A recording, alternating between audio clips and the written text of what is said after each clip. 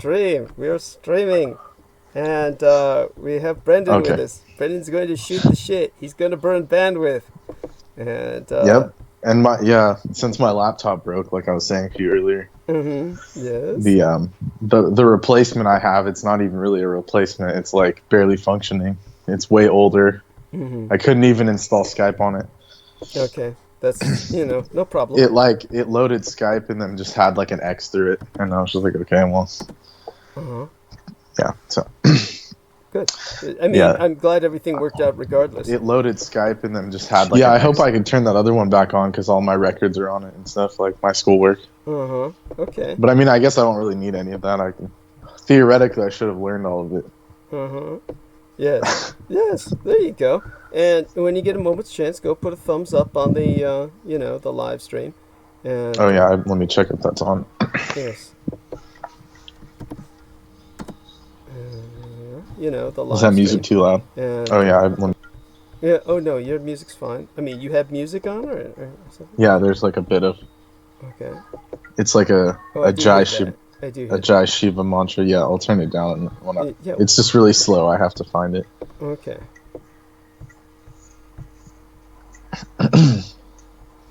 Also, I have like a bit of a head cold, so or I don't know what it is, but something's going around in that. Because working at UPS at night in the cold. Oh, you'll have turfed my. You'll have ample opportunity to let everyone know how miserable your life has been. Okay, good. I'm down to call them out on air. Yes. I feel like it's like not revenge, but it's like expose, whatever you want to call it. That's right. Anyhow, an insider exposing. Yes. I kind of want to write an article about it, but it's like I have to put effort into that. Yes. Just to really stick it to the man, Yes. But no mainstream media would pick that up. No. They're basically. Would you agree that these people or these companies are like basically arms of the government at this point? Yes. I mean, the other one's literally called Federal Express. And yes. Well, what did I tell you about Geico, government insurance company? Yeah, exactly. Jesus fucking Christ. And they brag about all the, defense contracts they get. This is a fucking insurance company. Right. They're the second largest insurer, apparently, is what the commercial said. Yeah. Right, so. Okay, something happened here. I'm sorry, go on. Oh, if they insure all of the armed forces, then of course they're the second largest, just like by default. Yes, of course. Just how like USAA is like a pretty big bank, just because it does all the Navy's like credit union, basically. Yeah. Anyhow, I had a horrible experience just before, coming on air. It was just indescribable, just frustrating bullshit that happens at the last minute. Didn't even make any sense. This goddamn. Laptop isn't allowed to do anything new or modern because it's, like I told you, how all of it was emptied out by Laura Lee Solomon. It's like reverse engineered, but in a bad way. Yeah. And then somehow this malware shit, shut down my computer. And malware, like the program to protect you from malware, the stupid. Right. And it rebooted the computer when there's no upgrade possible. So I don't know how it managed to do that. So it's just crap, Something, who knows? I don't know. That sounds weird. Anyhow, so we've got at least the links. But the live stream is running. Yes, thank you. That's right. And and I need to get some more tea because I sound like turfed. Sure, that's fine. Go ahead, get what you need to get. Although it's not going to get much better, probably.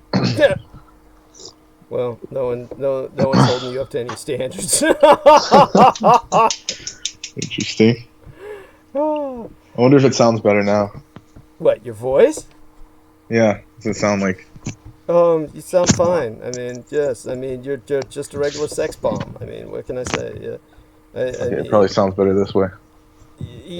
Just speak louder. That's all I can say. Okay. Just speak loud. Scream, shout. I know that's hard for you in your condition, but... Yeah, it's pretty advanced right now. Oh my god, you poor bastard. Yeah. I think the other computer froze like this one. It's done. Oh god. Yeah, well, we kind of... I overloaded it by trying to download Skype. Mm-hmm. Yes, but we kind of expected that. Okay, here we are. Okay. But yeah, anyways, I'm having some like Moldovsky wine. Like, I don't know if you've heard, like Moldova has like the best wine in all of Europe, supposedly. Wow, cool. Right. But it's also the least visited country in all of Europe. Which really? Is, yeah. I mean, you know, some things that they do as statistics don't take into account even more bizarre aberrations, like, you know, Moldova, of course, is bordered by Transnistria, which is not even recognized as a nation. So I'm just wondering, are they saying that Transnistria is visited more than Moldova? Is that the case? That would be. I don't think so. I don't think they even consider Transnistria to be anything. Yes. But I don't know if I'll send you the video if I can find it on this laptop. I'd be interested. Have you seen the one with the bald guy in Transnistria? No, I haven't. But he goes there and it's pretty sketch looking. Yeah, there you go. I'd like to take a look at that. Yeah. Yeah, I figured you'd appreciate that one. Yes, yes, I would. Yeah. Well, It's like he goes into this bar, or like some random like roadside bar thing, or that was like the only people around, and then this lady comes out of the back and like kisses him, and then leads him down this hallway to like this empty room with no lights, and then just walks away. Just and like then, that. Like and then he comes back up and the husband and wife are arguing, and it's just like, I don't know, man, it was weird. You have to see it for it to make sense. It sounds Maybe you could explain it. Probably, I could probably, you know, I'd have some level of insight. So yeah, I appreciate you bringing that up. That's cool. I look forward to seeing it. I mean, you know, much of what that guy produces otherwise is, you know, is just plain boring because, as you say, it's just dreary. There's a few gems. We'll just say that. Right. Well, there's a few gems to be found in anything almost, right? You know. Right. Okay, so I've got all the links up, the hyperlinks. But let's not give him any more airtime. Yeah. Well, we'll give some airtime maybe tonight or the next time we have you on. Believe me, tonight you're probably going to be, to use a word, you know, sketchy enough yourself in your performance that we'll probably have to have you back on just so that we can you try to articulate what you were trying to say this time. And is it that bad? Yeah. Don't make me answer that. No, it's totally fine. Yeah, it's all right. It's oh God. Anyhow, so give me a few seconds. Yeah, I can do what I can. Let's just say that. Yeah. And take over now. I need all the time I can get alone right now to do something. So take over. Yeah. Anyways, I'm eating Stollen right now. It's called Stollen. It's a like it's stolen. Yeah. No. It's German. Stollen. I'm kidding. Go on. Okay. It's called Marzipan Stollen, and it's from Küchenmeister, which is like the kitchen master. So you know it's some good bakery. And then it's from a town called Soest in Germany. I've never heard of Soest, but it's I looked it up. It was next to what's that more like eastern city, or it's more western. I think it's near like I think it's near Dresden actually, if I remember on a map where Dresden is. It's like isn't it west? No, it's not near Dresden. Hold on, I gotta figure this out. But anyways, it's from a really good bakery, and I'm enjoying this Marzipan Stollen. Okay. Let's see. So, Germany. You know, we don't need the exact fucking GPS. Okay, yeah, you're right. You're not running a bombing raid to take out some ball-bearing factory in World War II, for God's sake. He's trying to, like, navigate his way through the fucking flak alley and shit. Believe this shit? I mean, honest to God. Okay, wait, I have some more. Your sense of responsibility and commitment just, you know, there is such a thing as too much of a good thing. Yes, no, you're right. Yes. So go on. I should have remembered it. No, I should have remembered it, actually, but... You don't need to remember anything. Just go on casually and burn bandwidth. But yeah, anyways, so I'm having that. I was telling Douglas about the Moldovan wine, which is supposedly the best in all of Europe, which I think it's pretty good. It's like sweeter than most wine. You can tell by how he's talking right now. You can tell by the slur. It's pretty good, yeah. I mean, I literally had one sip, so I mean, it's pretty strong then. Yes. But it's mainly because I'm having like the respiratory issues is why I sound like this. But it's yeah, it's because I mean, should I just go into why I'm like this? Because like working in a warehouse at night. Yeah. Go. Yeah, you're exposed to like, you know, basically 0 degrees Celsius centigrade, right? And then you go back in and it warms back up, and they have heaters. Yeah. And then you keep going in and out. Uh-huh. And then over time, I guess it took its toll on my immune system because I haven't been this sick in like at least a couple years, like where I had like really bad symptoms for more than a couple days. Uh-huh. So, yeah, definitely working those hours and doing that damaged my immune system or like slowed it down. So that's part of why I'm so turfed. Yeah, they really fucked you up. I mean, right, and then they ended up laying me off, so that shows like how they work, you know. Yes, that's right. Well, you're no use to him sick. Exactly. Yeah. They're like, oh, he's gonna start calling out, like, get rid of him now. Oh shit. No, yeah, they really work like that. I mean, it's like, not to spin them like dark side, but it's pretty bad. Oh god, what are you defensive about for? Just say what they are. They're fucking evil. They're fucking. They're exploitationists of for Satan sure. And shit. Yeah, come on. Yeah. Right. I mean, yeah, really though. I mean, go for it. You don't owe them shit. All you owe them is, you know, shit. Like they gave you. Yeah. Come on. Go right. For Yeah. It was awful. They just come up to you and be like, "What are you fucking? You can't do your job. Like, why don't you go work for McDonald's and shit?" And like they just yell at you and just criticize your shit. But like no one there could do what they were asking because it was just off the wall ridiculous. They're superhuman, just inhuman. Yeah. Like even if you were the Flash, like you couldn't do it basically. Yes, thank you. But like they knew that and they just didn't care because they were just like the management is like. It's basically like a union, but the union doesn't do anything, and it's like the union is like a I don't know how to explain it, like a mafia. Yeah. And then the management is like a cult, and you guys have to like battle each other, like in some kind of insane kind of setup like that. That's one way to describe the professional or lack of professional environment of like that stuff. Oh, that doesn't even do it justice. Oh man. Well, because it's like the management, like they're not part of the union, so it's like a whole battle between like. You know, the union versus the management. You know, I'm sure you've heard of like that situation before. Yeah. So it's like it's pretty bad. So go on, yeah. Keep and going. They'll just have you like I've told you. I don't know if you mentioned it, but I think you did when I wasn't on with you, where there would be boxes that will fly by you, and it literally has a picture of a fucking forklift on it, and it says mechanical lift only. Yes. And you have to pull it off and put it into a truck. Yeah. And like not only move it once, but you have to move it like 4 or 5 times that same package because they just have a stupid setup. That's right. You're maneuvering it. You're maneuvering it as if you were exactly. RoboCop and shit with an exoskeleton. Yeah. Right. And then if you stack too many boxes, they'll come up and say like, "Oh, it's not safe to have like boxes stacked up and like but there's like you have to put 500 boxes in a truck in like less than 2 hours basically." Yeah, disgusting.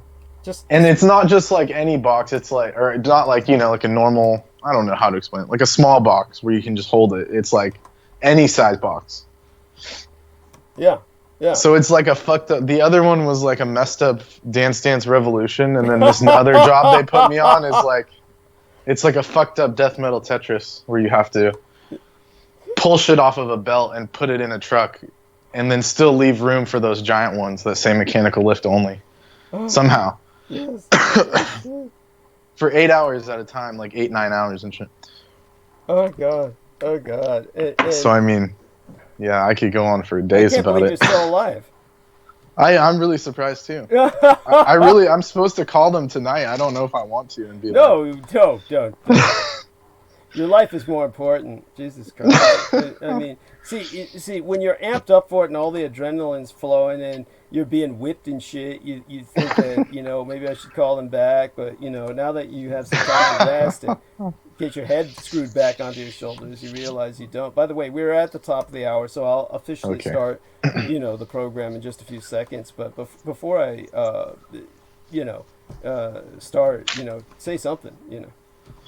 to kind of round off what you were saying, and then we'll get back into it. Yeah, and it's just like, yeah, I think you said it all there. It's just like it's not worth it. So like probably just gonna sign off there. Yeah. As far as if they want me to come back, I don't know about that. Well, I mean, they're not going to try too hard. They've got other, suckers who haven't become aware yet of what they do to them. And well, that's true. Yeah, I didn't even go into how I ended up on the S list because I called them out because, if you've been in management before, you can counter like the management stuff pretty easily, and they don't like that. Of course. Yeah. They yeah. Well, yeah, let me take over for a bit, give your voice a rest, and then we'll get you back on. I'm going to take a short look around at what everybody else might see what damage we've done. Yes. Well, or me specifically. Oh, no, you're doing fine. You're doing fine. And so give me a second here. And Kenneth Henry Sr. says, "Stay sweet as you are." And yes, Mr. Henry, I'll do my best. And there's plenty of nuances to that statement. Let's see what we've got here in DDD in the inbox. And that lovely young lady who, sends me care packages and has sent me that wonderful book on the secret life of plants.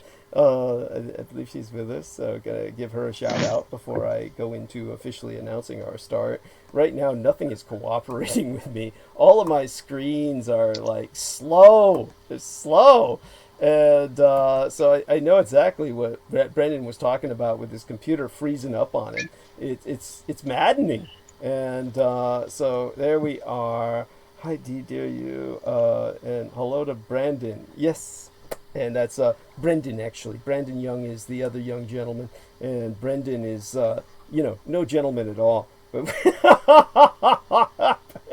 anyhow, honey, thank you. I'll relay my best to him when he gets back. I don't know if you could hear any of that, Brendan. Zoget? Yes, I'm here. Okay, yes, he's here. Good. I got demoted from gentleman, I heard it. Yeah, there we are. Yes.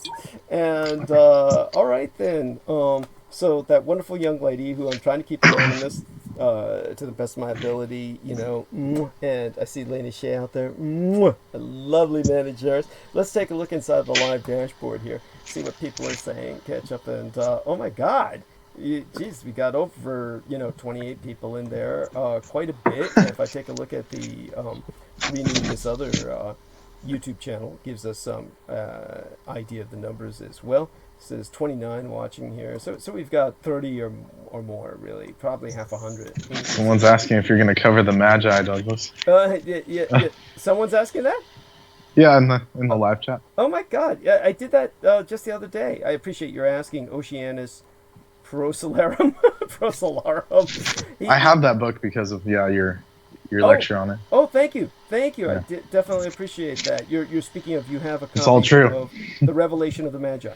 Yes. Yeah. Yes, thank you. That's your ethnos. Tell people that's your background. You're Syrian.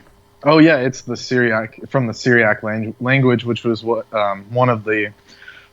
This is kind of my opinion on it. It's one of the languages that kept all the secrets, for the West to get later on. Yes. They had Christianity, they had Buddhism, they had all kinds of stuff translated. Right. Oh, by the way, that's J.C. Justice. J.C. Justice is Oceanus Procelarum, or Procelarum, I believe. You can perhaps a better pronunciation for that. I don't know. Wow. But well, you're the closest we have to an ancient language speaker. I'm not good at anything Western, I guess I would say. That's fine. At any rate, J.C. Justice is an old friend of mine. He's a wonderful human being. He says, "Merry Christmas, Douglas." And I say, "Merry Christmas," in return to Mr. J.C. Justice. He's been deplatformed just as much as I have. He's been also someone who's been taken off of Facebook, banned, and all that sort of thing. So obviously he's on the right track, and so for that reason, he's like a fellow traveler of mine. And J.C. Justice, I want to assure you, all you need to do is go back to the transmission before last, and the transmission before last is when I spracketh for well nigh 8 hours on the Magi and the Star Child, the Sage Kings, etc. Also, Sarah Shields is out there. She says, "Hi, Douglas. Hi, Brendan. I hope you saw that, Mr. Zugget." And oh, yes, hello. Sarah Shields. Mark Hill Jacob says, "What's up, people? Having dinner with Santa Jesus and Alistair Crowley. Happy Yeah, what's that? Is that? No one I know." Oh, okay. but he's, yeah, you know. But, you know, no big deal. And is there some connection to Crowley that has to do with Christmas? I thought. No, not that I know of. Just tongue in cheek. Yeah, I think so. It's hard to tell because he's got an icon or you know, that looks like Michael Jackson. And so Lena Crane says, "Merry Christmas," and Senora Veronica Barrera, happy birthday, Senora. Everybody say happy birthday. Do say happy birthday to her. Oh, yes, happy birthday. Yes, to Veronica. And she says, "Feliz Navidad a todos." So, yes, Senora. So happy for her that she got married. Just sad that she's no longer available and that I'm out of the running now. And Linda Crane says, "JC, check out last Wednesday's episode for the Revelation of Magi." Yes, and Abe says, "Merry Christmas." Yes, there we are, Abe. And so with that, people are increasing in numbers in the chat room and as being monitored. So Sammy Romero says, "Merry Xmas, Doug, sounding clear." So Hermano Sammy, love you dearly, brother in battle. And of course, I suspect other people are with us. And you know, shout out to Daniel Rolla, who's probably having dinner with his loved ones on a night like this. And I will be, of course, taking off very shortly, comparatively speaking. Want to get some stuff out first, but we're going to have Brendan back, and he has more spare time now since he's been fired.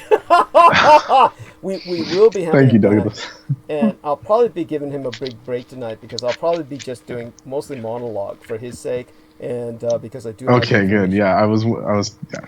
Yeah, that I want to get out. Tell you about the quality. Now. Yeah, but I definitely want to give him a chance to bitch, and if he doesn't bitch enough tonight, we'll give him more of a chance to bitch very soon. Like when I'm more put together, I'll do it because I've got material. Yeah. There you go. But what I want him to do tonight is just kind of join in whenever he can, and otherwise, you know, when I take off, which will be you know, within 2 hours at the shortest, probably just barely over that. Then you know, we'll basically close the show down for tonight. But I want everyone to know how much I adore them being here, how much I love all of you who have been supportive of myself. And most certainly, I've got just too many people to thank. And thankfully, I've got my lovely managers who has provided me some names that I do need to give due credits and propers to. And one of them came about us by a fairly unusual circumstance in that it may not seem unusual, but honestly, it kind of is. And so I'll outline that as quickly as I can. But what I'm going to do first is go through the normal blurb, only I've kind of speeded it up for tonight, and I'm sure everyone appreciates that. And this was originally the blurb as rewrit for Brendan Zogit to read, and so I call it by his initials the BZ reading version. Instead of easy reading, it's BZ reading. And so basically we open this transmission with a shout out to our personal hero, the Maggot Douglas Dietrich channel property manager John Henry II McMills Warrington at youtube.com/c/Magator, spelled MAGGOTAUR. Were it not for he, all of the works of the renegade military historian would have been lost. He was able to save all of the Douglas Dietrich YouTube videos that would have otherwise been publicly deleted, personally monopolized, and monetarily exploited by Amber Rose Dio and Pavel Edward Prevara, who both ultimately boasted themselves assets of the National Security Agency Deputy Director, Dr. Michelangelo Mikey Aquino, Ph.D., Colonel, United States Army Special Forces Psychological Operations, quote-unquote retired, even though he laterally transferred into the NSA and went up through the ranks to quote-unquote retire yet again at the civilian equivalent of the rank of general, which in the federal parlance is known as a super grade. And of course, these activated assets, Rose Dio and Pavel Privy, the pervert from Prague, are part of the ever-swelling cult of the Kings of Edom. That's Aquino's cult of the anti-gods. Now, you too can do your part to help fight against their objective towards total annihilation, the death of you and everyone you love, and the world upon which you live.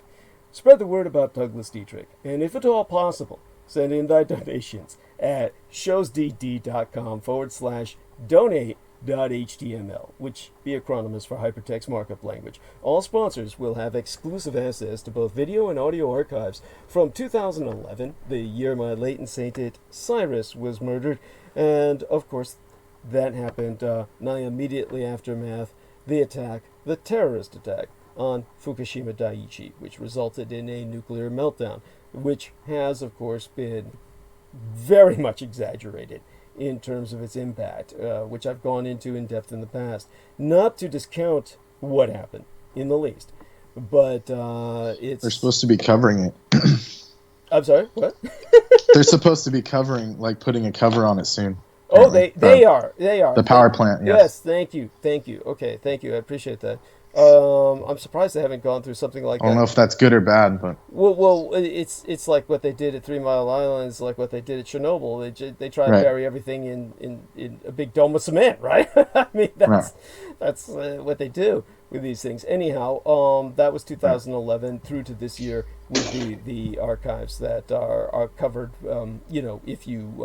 If you donate, then you get exclusive access to those archives from then till now. They're not on YouTube anymore, so visit showsdd.com/donate.html and donate online, where it is fast, easy, and secure. Only on contribution will thy membership be processed within 48 through 72 hours, between 2 to 3 days, for full access to all our extensive showsdd.com archives, meaning all those videos that John Warrington saved, including even the old ostensibly professed Revolution Radio archives obtained from the late and unlamented controlled oppositionist Mike Ringley, thanks to private purchase by the lead bandsman of the well-established alternative acid rock band Deep Space Pilots, whom you could visit at deepspacepilots.bandcamp.com. And that would be, of course, Ronald P. Stroini, general practice attorney at law in good standing at the law offices of Ronald P. Stroini and Associates, serving the Chicagoland area's legal needs since 1980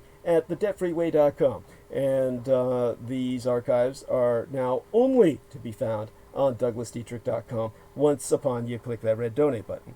People are forever and always asking myself what they can do to fight the paedopathophilocracy, such being our present Slavo-Western government by patriarchy of pathological pedophiles. You can all help spread awareness by supporting the human weapon of mass instruction himself, Douglas Dietrich. We have a new contribution page on showsdd.com/donate.html where you can make a donation online using either the credit or debit card. Simply go to douglasdietrich.com and click the red donate button.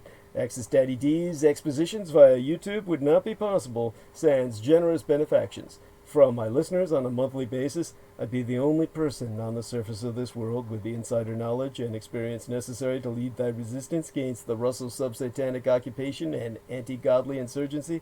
So again, contribute to the struggle at douglasdietrich.com and click donate. The very survival of the human species be at stake, and I am not exaggerating. Do not wait. Donate now. It'd be appreciated beyond our ability to express in any language. And with that, of course, we turn back to giving some due acknowledgments to the proper people. We want to give a thank you to a lovely young lady named Julie Atchison, who donated $250 United States dollars. And she said, I enjoyed your interview at Project Camelot and others. Merry Christmas. God bless you, Julie Atchison. I thank you so much. Truly, you embody the holiday season. She says, yours in Christ, Julie. And then there's a Kevin Schlie, surname spelled SCHLIE, like Schlie or Schley. I'm not quite sure. You speak some German. What do you think that's pronounced as, Brendan? Or if he's with us. Well, this gentleman gave $250. Who says, wait, how is it spelled? Sorry. SCHLIE, Schley. At any rate. Schley. Okay. He says. Schley. That sounds Schley. He says, kindest thanks for all. Gave $250 United States dollars. God bless him. Thank you, dear sir. Hugs. And finally, we come to Thomas Heath, and very British name. And this individual gave $50 United States dollars. Incredible. Thank you very much, especially with what Britain is going through. And I'll cover a little bit of that tonight, barely touching on it. The more of the ramifications of Brexit will be gone into in the future, but we'll kind of tonight cover some of the problems of getting there and or where we're getting, kind of this transition point that we're in. So Thomas Heath has a very interesting story in the sense that he's actually I guess a school buddy of our dear friend George Knight. And so George Knight went to school with this individual, and he said that Tom and Heath and he were debating about the alien post, meaning I think they're talking about life in the universe, the astrobiology of God, and please let me know what you think. And so there we are. And he didn't think Douglas was a credible source back then. Now I'm hoping he believes in him. So he seems very much to have come round, and God bless him for it. So Thomas Heath, thank you very much. Blessings to yourself and all your family, and definitely proud of yourself for being a father. You're a better man than I am. It looks like he's a father based on his Facebook picture. And of course, our man George Knight is also a father by marriage, and he's a much better man than I am because he's married to a lady who has two beautiful young daughters, and I would not trust myself in that situation. so that's one of the reasons why I wouldn't be keen on marrying a woman who already had a family of teenagers. So aside from all that, happy holy days to all who are celebrating. Merry Christmas, of course. In his Christmas message today, Pope Francis called on Vatican officials to embrace change.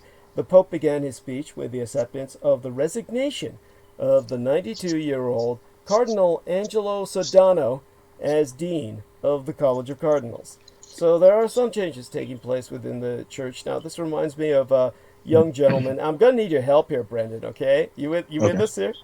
Yes, I'm here. Okay. There was an individual who I'm not going to name. I'm not going to come down on him, but he was in the chat room. The transmission night that I was talking about, Greta Thunberg, and am I pronouncing her name correctly? Greta Thunberg. I've heard it like Thunberg, but Thunberg. Who knows? Thank you. That's the correct. You know what? That is the correct pronunciation in her native language of right, Swedish. exactly. Thank you, Thunberg. I've been Anglo-corrupting it, and I am ashamed that I have been Anglo-corrupting it. So, damn the English language. It's disgusting. And so thank you for leading me back on the true path when it comes to honoring that young angel's name. And so the episode that we're speaking of, we titled, thanks to John Warrington, the Maggot Man, the Grand Maggotor gave us the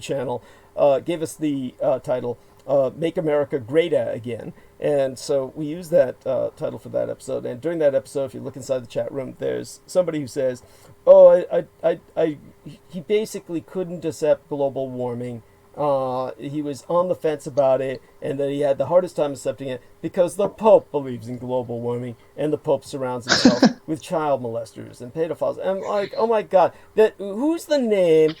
I'm trying to think of an appropriate analogy here that's equally ridiculous. What's the name of that creepy pedophile actor or celebrity that everybody just despises, yet the guy's everywhere? It's like he's immune or invulnerable or something. He's a white guy with long hair. And I don't know. Oh man. Oh god, there's so many of them. Yeah, I know there's so many of them, right? But you know, we all know there's the creepy black guy who pays young girls, most of them black, young African American victims, which is why he gets away with it, because you know they're black, and it's like black on black crime.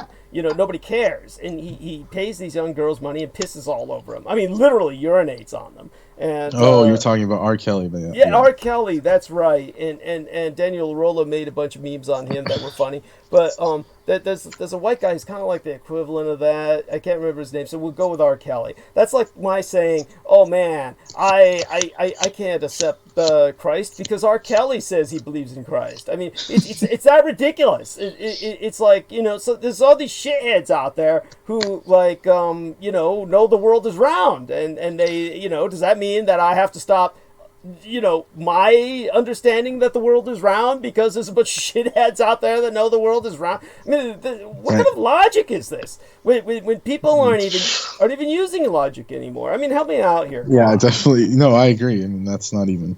I don't know where to start. Wow. You know, the logic is not present.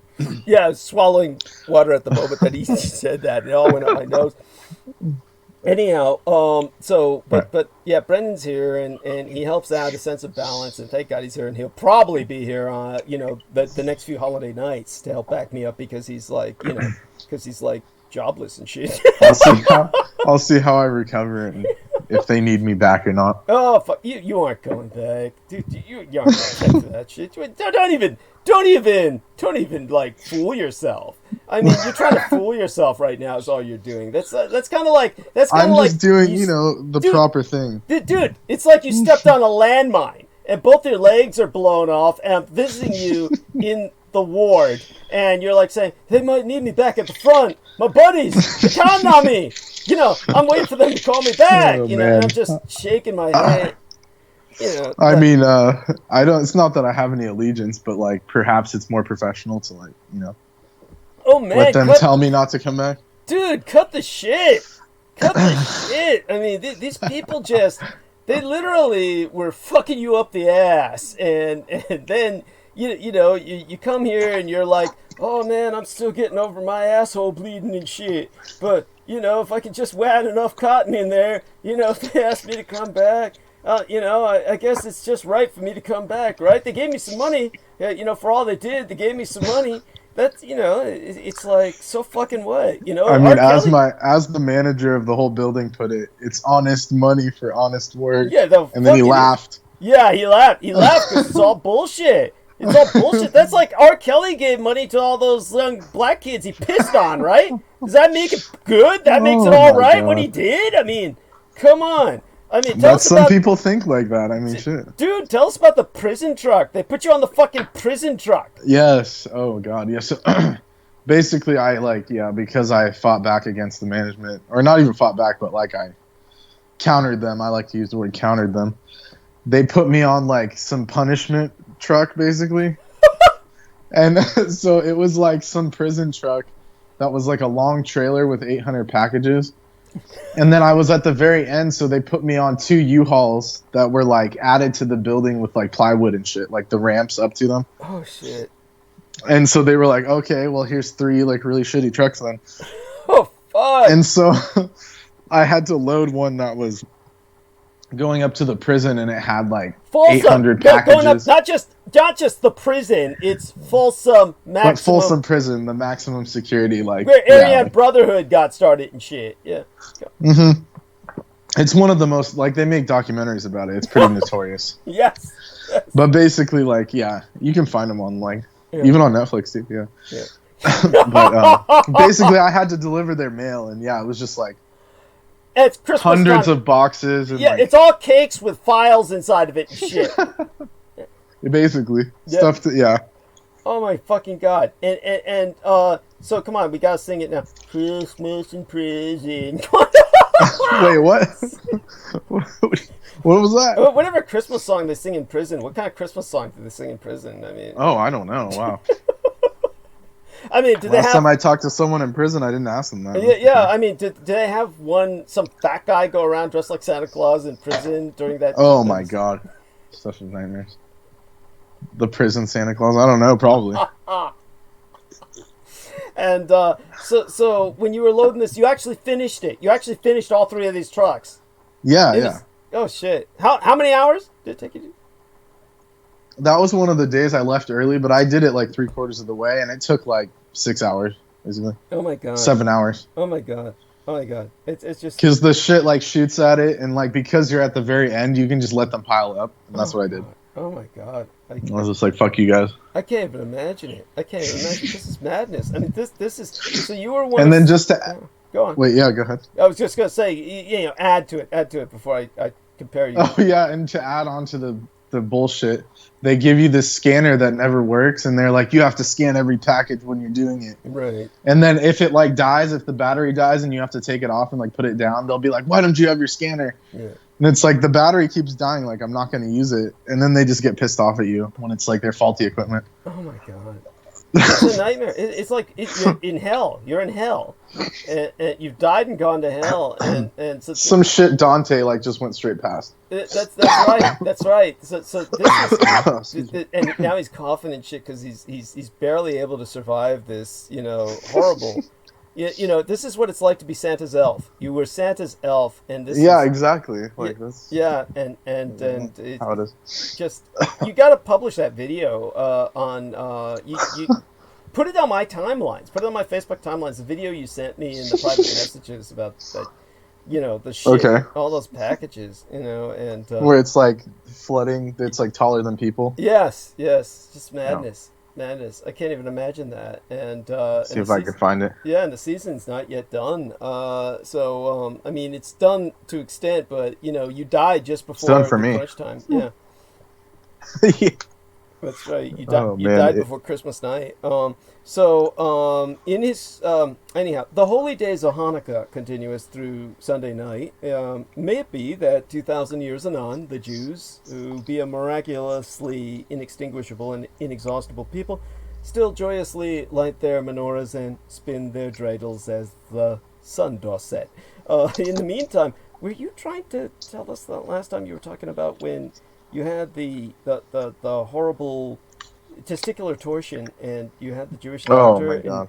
Were you trying to tell us that he may not have liked you because you were not circumcised? Like I'm not circumcised. Was that what you were trying to say? Basically, he knew I wasn't Jewish. Okay, you know that's Lena. And they just really weren't. They were not like feeling it. Let's just say. Okay, Lena explained that to me, what you were trying to say, and I was like saying, "Oh my God, why were you so circumspect with that?" I mean, oh my God, just I mean.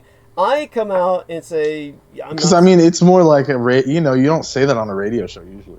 This is not a radio. This is YouTube.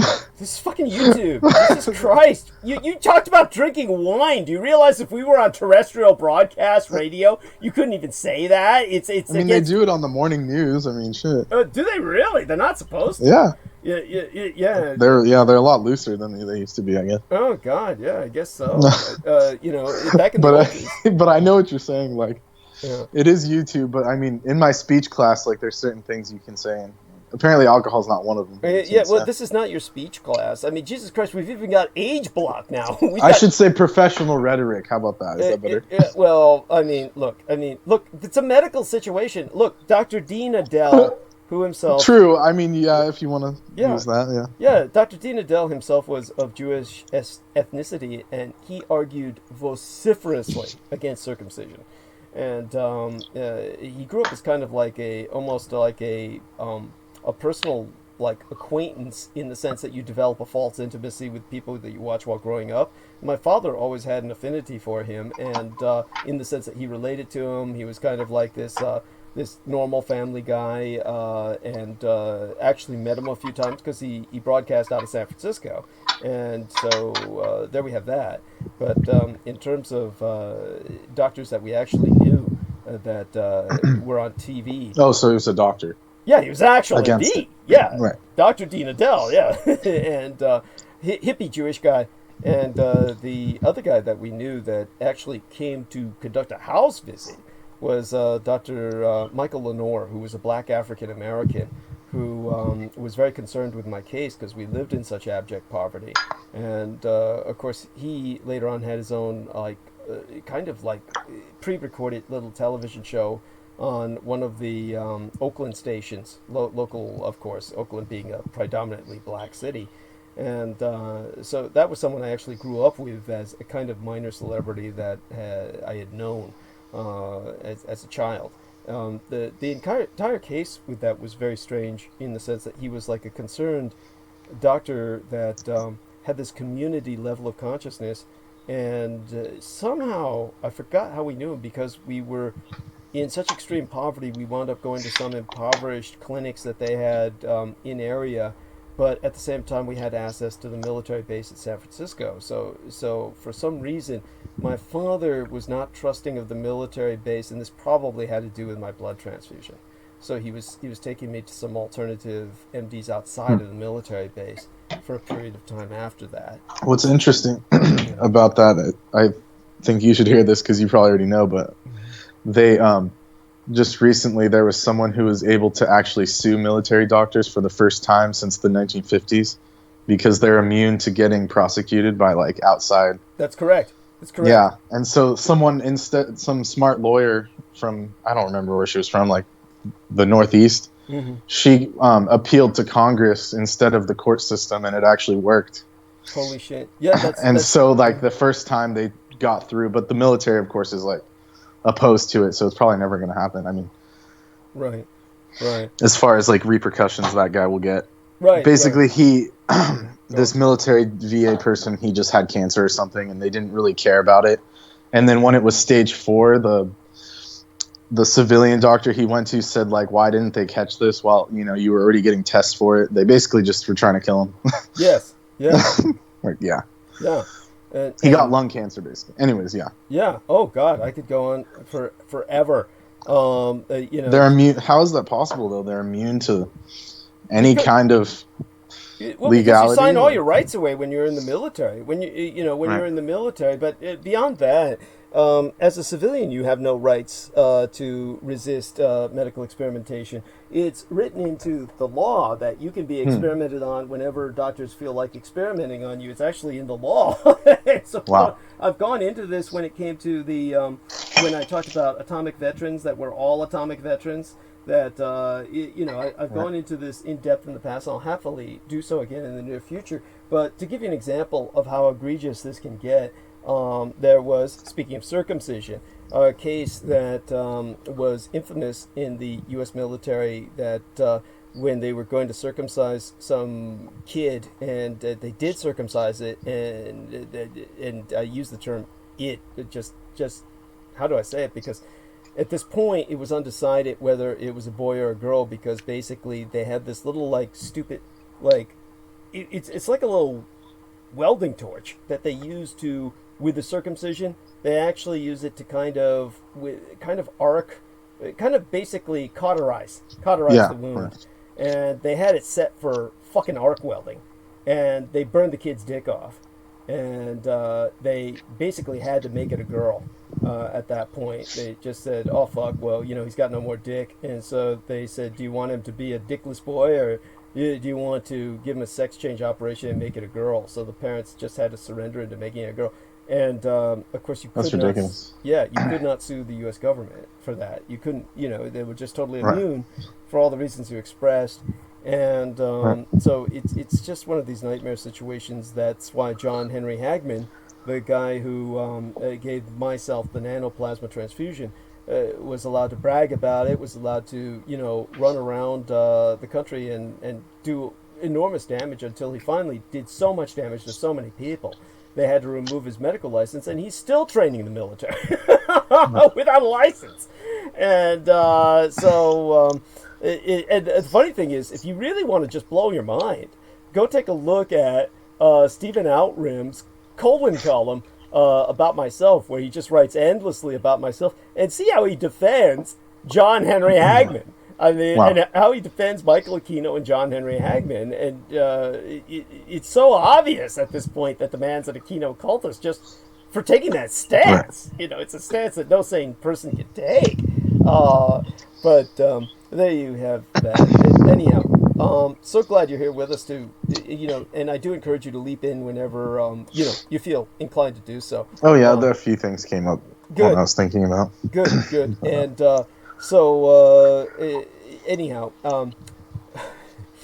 Kwanzaa begins on the morrow. Okay. I'm sorry, go on. Yes?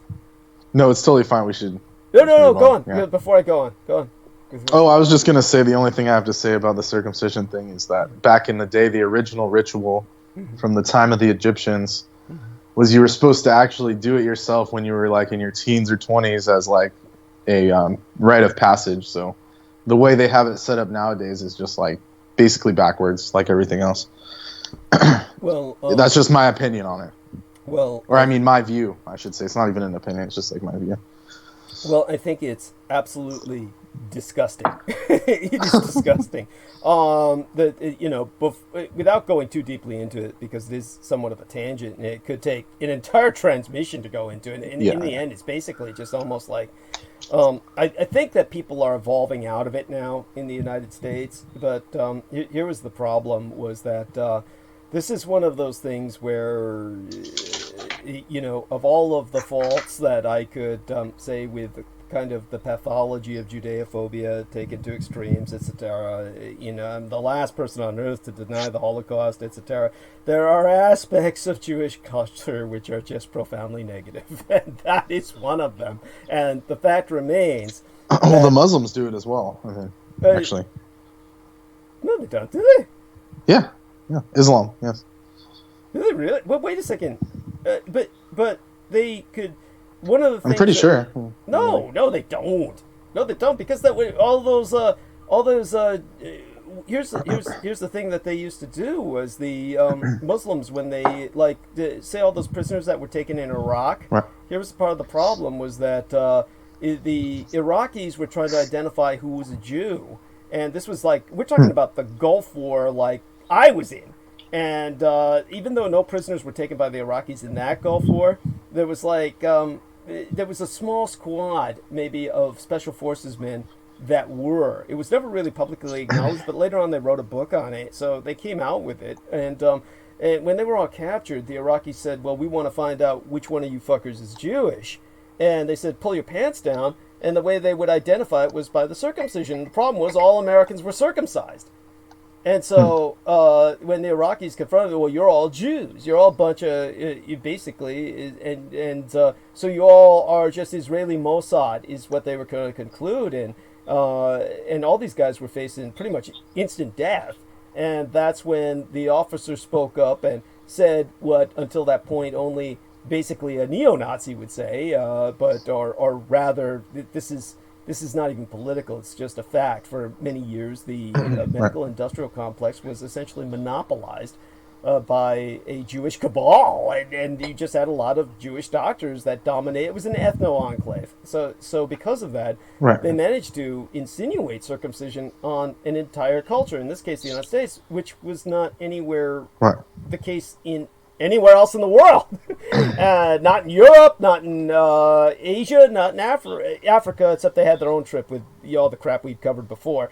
But let's not go there. The FGM and whatnot. Yeah, and so what the officer had to say on behalf of the squad was, well, you don't understand. The Jews run the medical industrial complex, and so we were all circumcised against our will when we were children. We were never consulted. And that was the only thing that spared them the instant death sentence as being identified as Mossad agents. So that was, no, they don't do that in Islam. But in fact, nobody in the world does that other than Jews and Americans whose medical industrial complex they dominated for a long while. And just another aspect of this that I always thought was just a Judeophobic urban legend, I never believed it, was that there was a horrible spread of, and this happens with all these ancient religions. You get corruption, you get perversion, you get pedophilia. Things have been around for thousands of years. This kind of thing creeps in.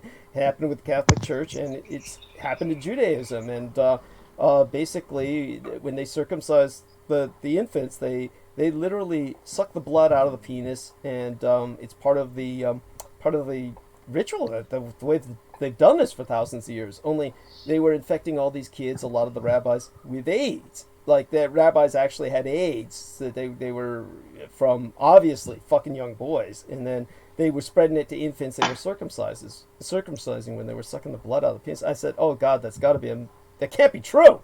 That's just got to be Judeophobic crap. It can't be. It's like some kind of fear porn or something. But it turned out it was actually true, and so yes, there's all kinds of horrible problems with that. Wow. It just has to stop. And so at any rate, any other happy things to bring to mind before we go on? I think that was the happiest we're gonna get. Yeah. Hopefully. Yes. We're just Christmas cheer all the way.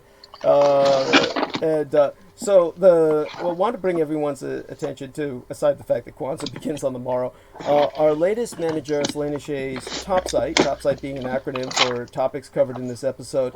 Do remember she did some fabulous ones with last two transmissions prior the last two.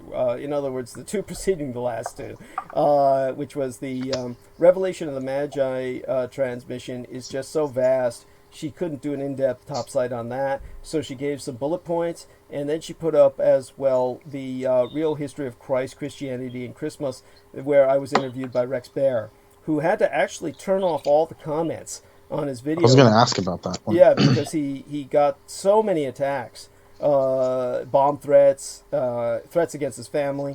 I think I watched that one live, actually, I believe. Yeah, and actually he had the comments open for quite a few years, and he said that the attacks only started happening literally a few years ago when Richard K. Cole / Gunner 65 / the Martian Marine was activated as an asset, and then he got nothing but nonstop death threats from Richard K. Cole, and who was threatening to kill his entire family. And then he had to cut off all the comments finally. That was the way he stopped it. And so there you go with that. But in terms of that, do check it out. It's up there. It's the first thing you're going to run across on my website, DouglasDietrich.com, and also the two top sites that are in the episodes preceding those two. If you go to the one just prior, the Revelation of the Magi episode, and the one prior to that, those topics covered in this episode summaries are extremely important. They have links that lead to other salient points of interest. So, with that in mind, I'm just going to go into the politics and leave as soon as I'm done with that. Just kind of give people a idea of what's going on in the world around us. I covered some major points of interest on both sides of the Atlantic concerning Brexit Britain, concerning Israel, and concerning the United States, and how they're all impacting each other. I'm going to revisit that tonight. We're still in the holiday season of Hanukkah, which doesn't end until Sunday. Israel has a silent centrist majority that is being essentially suppressed by their North Korean-styled dictator, Benjamin Netanyahu, who is... Do you think he's going to get indicted? He's already indicted in many respects. I mean, it's basically... Or, do you think they're going to take him out impeachment style, or what do you think's going to happen? They don't have that legal option. That's the problem. Right. I mean, he's indicted, and they can't do anything to him because he's the prime minister. It's the way they've got this fucked up governmental system where they're stuck with a criminal who's leading them, and he's basically blocking the silent centrist majority. That's and I thank you for asking that. It's the salient point to be made. As long as the prime minister remains in power, the electorate's true preference, which be a centrist, secular, national unity government, will remain unfulfilled. And so they have a dictator effectively in power, just as Britain does now, the first dictator they've had since Cromwell, only, of course, Bojo the Clown is no fucking Cromwell. Cromwell had the balls, the audacity to kill the king. He literally committed regicide, and, Bojo the Clown's never going to do that. So you're stuck with the worst of all worlds. You're stuck with an impotent dictator, and in the case of Israel, however, you've got the bad guy, and he's got the balls, and he's got everyone else by the balls. So one can only pity the poor Israeli voter who will be going back to the polls in March for the third time in 11 months to elect yet another new government. If there were any signs that this time around the stalemate produced in the first 12 elections would be broken, it might be worth the effort. But the polls show the same indecisive outcome that has failed to produce a Knesset majority until now for either the left or right-wing blocs. A lot could happen between now and March 2nd to change things, but the biggest event of all, Prime Minister Benjamin Netanyahu's indictment, announced at the end of November, has already occurred and hasn't appreciably changed voter sentiment. His Likud party's coalition lost 7 Knesset seats between the April and September elections, but polls show its support has since steadied at 31 to 33 seats, assuming Netanyahu continues to lead the party. Meanwhile, his main opponent, Blue and White, has hit a ceiling of 35 to 37 seats in the 120-member Knesset, far too few to form a coalition except in a national unity government with Likud. The unusual thing about the deadlock is that it doesn't reflect the underlying reality of Israeli politics. Unlike many Western democracies, Israel has not been torn asunder by the politics of anger and resentment. While there have been politicians who have dealt in incitement, they have failed to gain any traction. Netanyahu is certainly one of those hate mongers, but only when he feels his back is against the wall. Most famously in 2015 when he warned just before a close election that the Arabs are going to the polls in droves to get out the right-wing vote. The unusual thing about the deadlock is that, it's one of those things he's taken advantage of till now, and at this point, it's got to stop. Now that he's facing a criminal trial, Netanyahu is playing with incitement again, this time against the legal system itself. But it's not doing the trick. When he called a rally last month to vilify police and prosecutors, only a few thousand true believers showed up. This is very similar to Trump saying our intelligence agencies are all lying about the Russians, and basically saying that all of the authorities who have pointed him out as a criminal are all deep state, and they're all part of a conspiracy to deprive the people of their true dictator. And this is the same tact Netanyahu's taking, but like I said, only a few are buying it anymore. Even loyal Likud politicians stayed away from his last cult rally. Now, contrary to what the election results have shown, as I've said, centrism is really what most Israelis want. It's a broad tent that can be characterized as favoring the status quo and as respectful of society's institutions. Whatever change it wants, in particular in the realm of religion and state, it wants to be moderate. On the party level, the Israeli center consists of course, of Blue and White and a much shrunken Labor Party. But it also includes a good part of Likud and even much of Avigdor Lieberman's ostensibly right-wing Yisrael Beitenu, whose support has grown based on a platform calling for a secular unity government. I may not be pronouncing Israel Beitenu correctly, but Likud is right of center, but not too far right. When Menachem Begin became prime minister in circa 1977, ending almost 3 decades of Labor Party rule, the Likud party, he found it, was a force for real disruption. But having been in power for roughly 3 out of the 4 decades since then, it's become the party of the status quo, even on the issue of settlements. Hardcore right-wingers and settler ideologues prefer more extreme parties, which got a mere 7 Knesset seats in the September election. Israel Beitenu used to be part of that rightist bloc as well, but this year it's become the stalwart of secularism. The 8 seats it has in the Knesset now come mainly from voters who want to see the ultra-Orthodox grip over so much of Israeli life removed. If you add up on a percentage basis the votes of these parties, which better reflect Israeli political sentiment than Knesset seats, the center comprises more than 60% of all voters, 10% of over half. It looks even bigger if you take into account 2 idiosyncrasies of Israeli politics. The ultra-Orthodox, whose parties captured 13.5% of the total vote in September and don't fit neatly into any political category, and Israeli Arabs, 10.6% voting share. The latter's Knesset representatives have traditionally looked at themselves as elected dissidents, there to criticize, but generally standing aloof of coalition politics. They have never been invited into a government, nor had they wanted to be, until September, when Joint List leader Ayman Odeh broached the idea.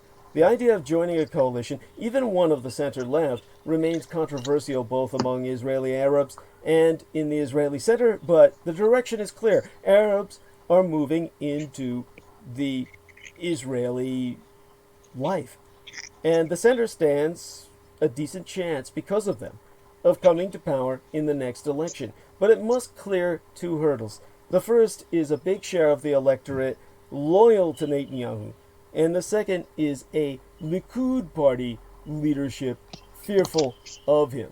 And by the way, Brendan, I'm sure you have some observations to make here. I know that you were, how would I say it? You were from that area of the world. You were Christian. Your background. Tell us a bit about your Christian Syrian background. Well, yeah, I mean, I was born here, but my family's from there, and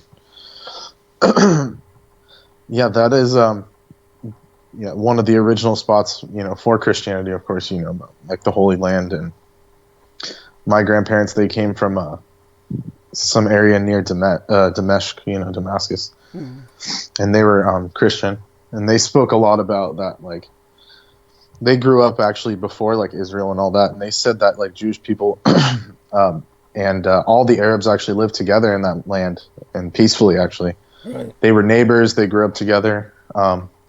It wasn't, and this is my opinion here, it wasn't until like the British and the French came in and started drawing up lines and putting up barriers, that's when a lot of the trouble started. I mean, would you agree with that? Or? Oh, fuck yeah. Yeah, like I was saying, I mean, they fuck everything up. I mean, give me a break. I mean, and then, of course, like the current system there is obviously not representative of like the Jewish people. I mean, pretty much. Thank you. I appreciate that. And Zionism actually came from like the British too. Like yes. That's where part of it started, I believe. Part of it, yeah. I mean, it has, that would take a whole nother transmission. But didn't one of their prime ministers like call it out or something? Well, it's like you might be thinking of the so-called Anglo-Israelite ideology, where the British were claiming they were the true Jews. There was this whole kind of like bizarre ideology that they developed where they said all of the locations in the Bible were actually in Britain. Oh, interesting. And so this gave them this concept of white Zionism, and then so it gets very confusing. Okay. But no, Zionism was pretty much a bunch of militant Jews who were very much the fringe. They were considered lunatic fringe. Unfortunately, they were extraordinarily motivated and highly terroristic, and the bottom line is terrorism works. And I think you mentioned they bombed like hotels in the Holy Land, like even British ones. Oh yeah, they were doing all kinds of what we would consider today literal terrorism. Right. And the terrorism does work, and a good example of it is this.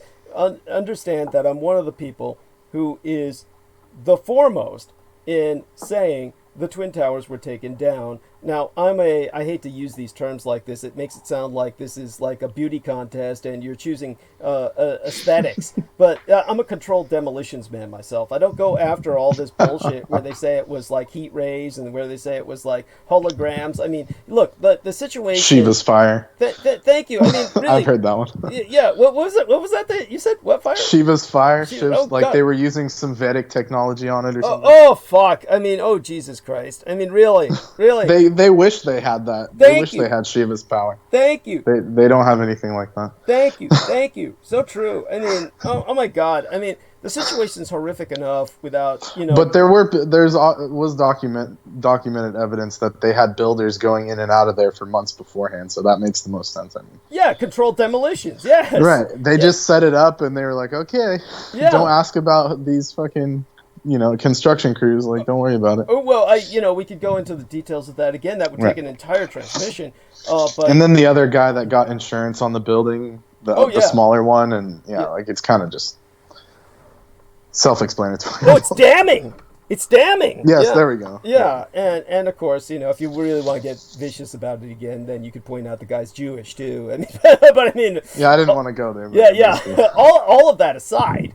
That there was conspiracy, but nevertheless, part of that conspiracy was a massive Arab participation on the part of the House of Saud.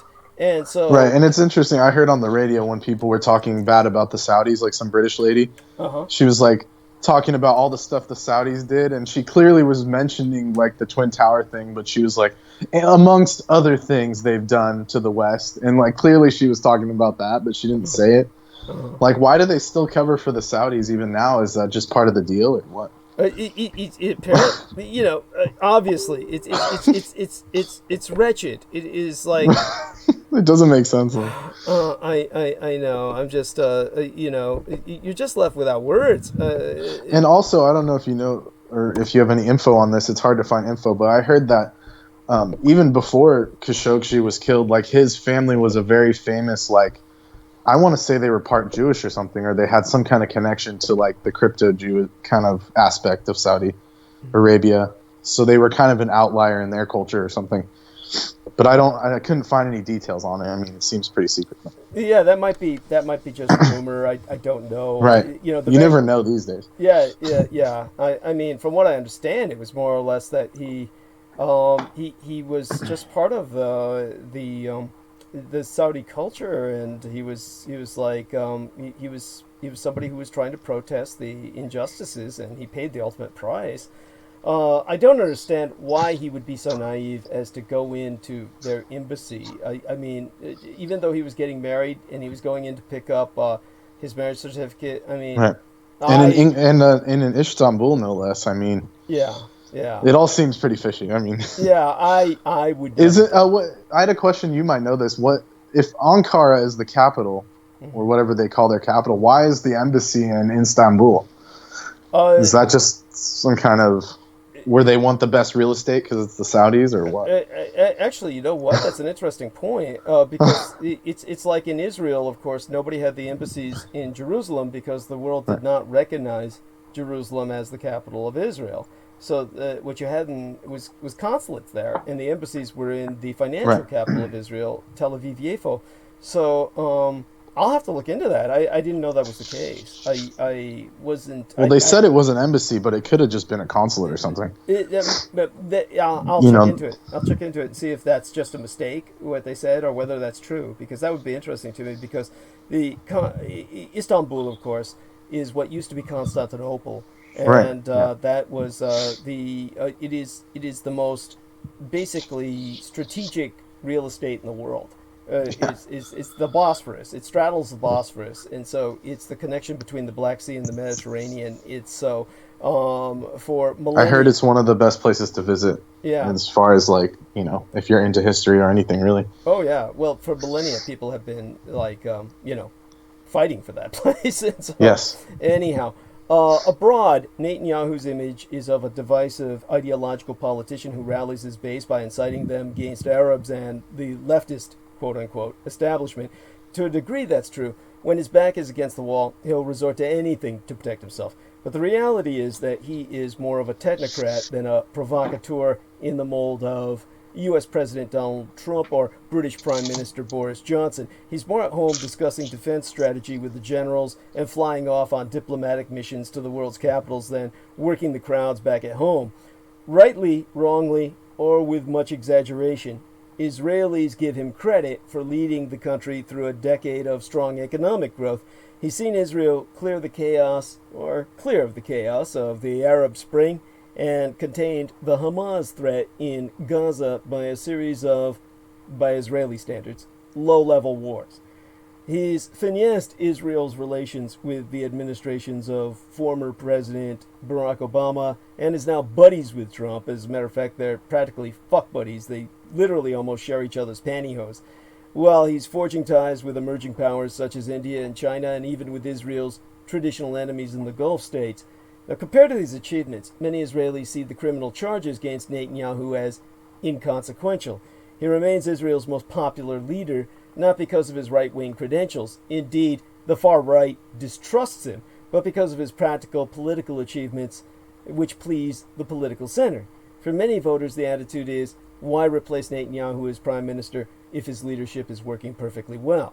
Now, Netanyahu has frustrated the rise of the center by refusing to countenance a national unity government except with himself as prime minister, at least for the first part of the government's term. And Blue and White, the rival party, has said that joining a government whose prime minister is under indictment is a non-starter, so months of negotiations have led to a stalemate. But even if the two sides could reach compromise, the fact remains that Netanyahu would much prefer to preserve his long-standing alliance with the religious and far-right parties. The problem of the past 12 elections is that the religious right bloc no longer has enough seats to form a coalition of its own. They're long odds, but Netanyahu reportedly believes he just may be able to pull it off in the third election.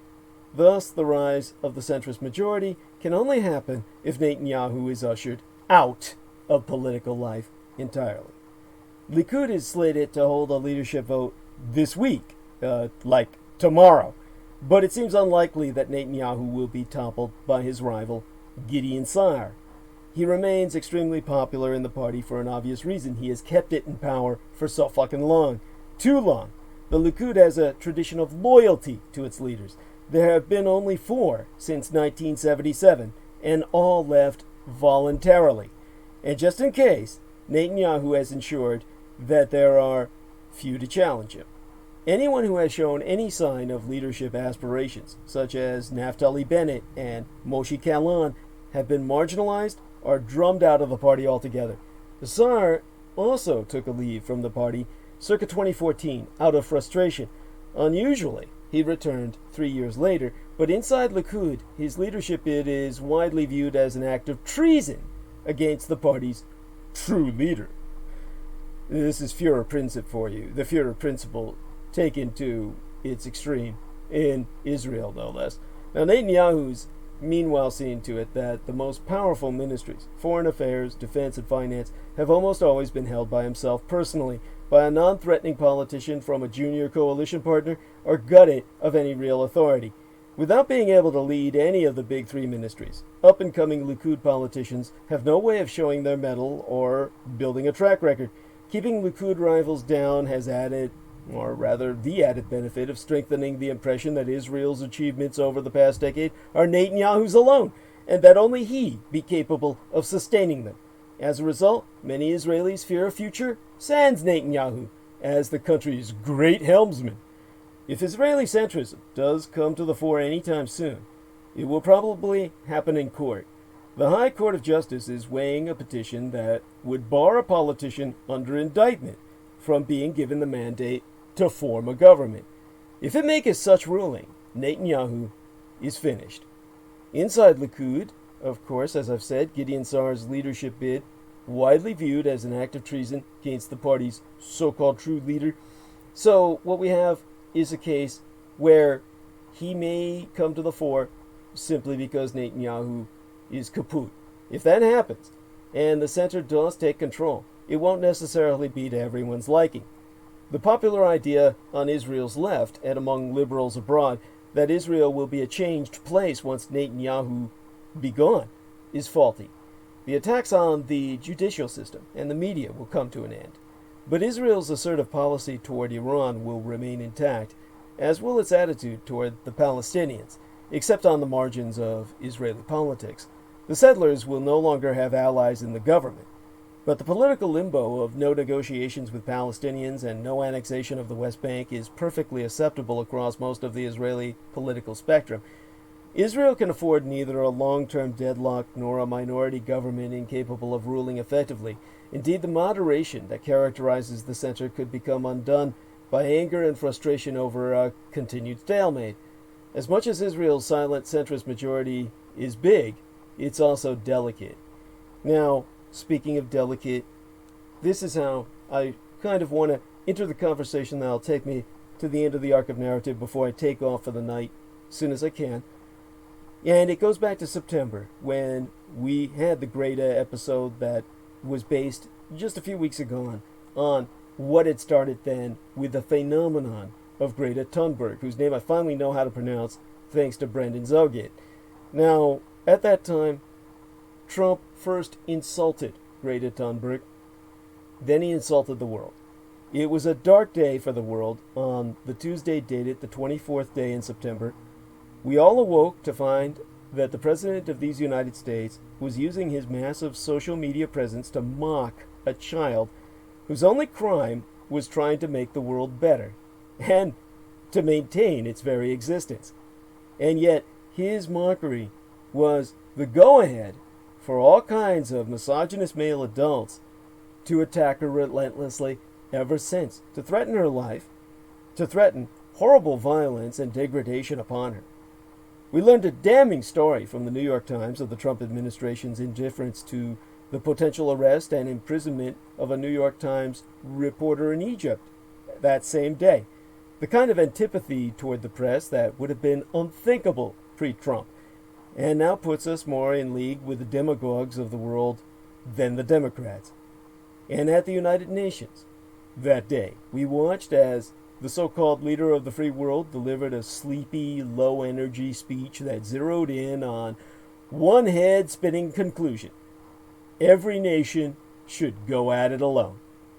This last, in particular, was a predictable but still distressing message from the erratic president of a nation whose leadership is increasingly irrelevant on the global stage. The United States has never been a perfect place, but in the aftermath of world wars, we were at least an admittedly all too imperfect symbol of liberal democracy. Now, not even the American president will stand up for liberal democracy, nor a founding mission of the United Nations to promote peace through interconnectedness. Now, Trump said in his speech, and I quote his T, "The future does not belong to globalists, it belongs to patriots," which, as I said, is actually an ancient Roman slur. It means fatherfucker. To call someone a patriot would have invited a fight to the death in the day of the Roman Empire. It means you fuck your father. And it's come to be perverted as father lover in the sense of some kind of proud association with the fatherland. In this redefinition, Trump emphasized his administration's program of national renewal and took swipes at migrants, portraying them both as victims of violent human traffickers and the greedy NGOs, or non-governmental organizations that enable them, in his telling, and destructive forces that destroy societies and undermine prosperity. Now, Trump's view was one of hypernationalism, of each nation advocating only for its own people, closing down its borders, drawing hard lines between us and them. The future belongs to sovereign and independent nations who protect their citizens, respect their neighbors, and honor the differences that make each country special and unique. You know, special like Special Olympics. I'm sorry, that's an uncalled for insult against people with developmental disabilities, but think of a Special Olympics where everybody's an asshole, and then you've got Trump's kind of special. Now, we know historically this kind of inward-looking nationalism is all too oftentimes the precursor to conflict. Interconnectedness through the movement of people and goods creates incentives to deal with conflicts peacefully. It encourages leaders to pause and consider consequences rather than reacting rashly. It spreads out of self-interest, leading to better outcomes for all involved. Trumpian nationalism, on the other hand, is dangerous to world peace. It places a higher value on the lives of your own countrymen than on human life more generally. It suggests that naked self-interest is more beneficial than collaboration. It'd be hard to see how this does not set us on a course towards conflict. It's also a dangerously outdated view in a world where we be in fact more connected and mobile than ever before. The internet and social media, which America's Twitter president also disparaged in his own speech, yet he never ceases to exploit, allows us to virtually border hop and see life beyond our own national, cultural, and ideological boundaries, or at least theoretically should. People tend to seek their own echo bubble, unfortunately, and don't take advantage of this potential. And travel is cheaper and easier than it's ever been, and people are increasingly voting with their feet, seeking work and safety in other nations. In other words, they're leaving America for better places. The problems we face be similarly collective wherever we be. Climate change, for example, be exacerbated by some countries more than others, but it is a global phenomenon that no nation can solve alone, nor can any shoulder the burden alone. But Trump isn't looking forward. He's looking backward. He's used his platform at the United Nations to toss the usual red meat to his reactionary base. Opposition to abortion and socialism, a staunch defense of firearms and religion, though he failed to mention his 2017 executive order suspending entry into the United States for citizens of several Muslim-majority countries. Well, recasting American values away from promise and equality towards smallness, fear, and paranoia, disguised as patriotism. It was a sad moment to see the American president fit right in between other autocrats and wannabe strongmen, from Brazil's Bolsonaro to Egypt's Sisi to Turkey's Erdogan, all of whom took the stage that morning and all of whom have trampled the civil rights and freedoms of their citizenry. That last Tuesday morning in September at the United Nations was a chilling look at where madmen like Trump can take us their nations. It's not too late for these United States to meaningfully lead again and to embrace the ideals that dost truly make us great. A respect for human rights, a dedication to international cooperation, a commitment to democracy and freedom. All of those principles be under attack from our current puppet president under orders of Vladimir Putin, both at home and abroad. It was a shame to see him take us his dangerous plans to the world stage, and it make us voting him out of office more urgent than ever. And that brings us to Brexit Britain.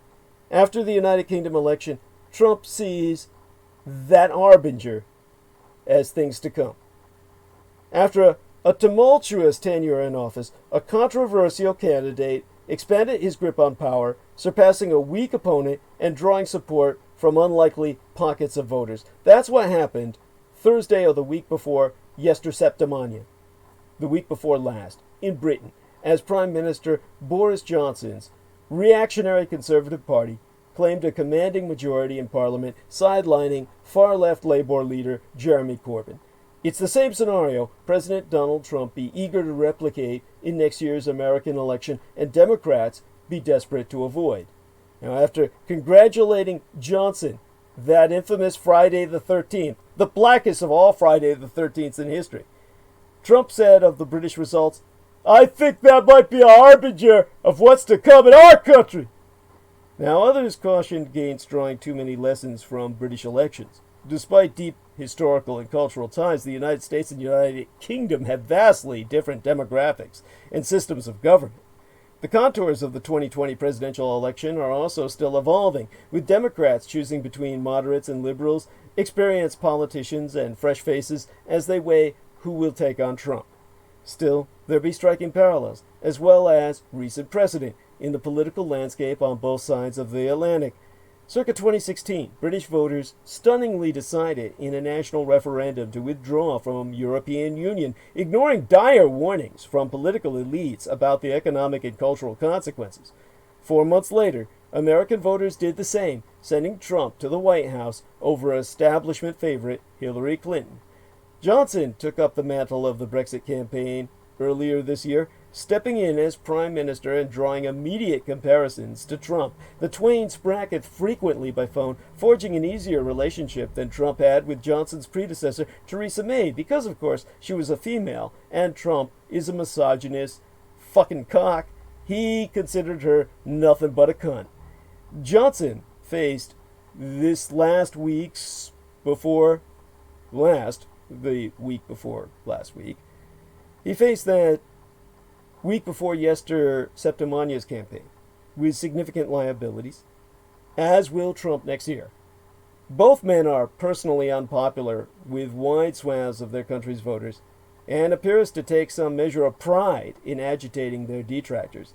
Each has a history of making controversial comments, including about women and minorities, and their terms in office have been punctuated by chaos and controversy, including setbacks for Johnson in Parliament and the looming impeachment vote that went through and still leaves us with the decision we know all too well will be acquittal when it hits the Senate concerning the ongoing trial, if you could dignify it with that title, against Trump in first Congress and now the Senate, where, of course, it will come to a head once Christmas vacation is over and we all have to go back to work.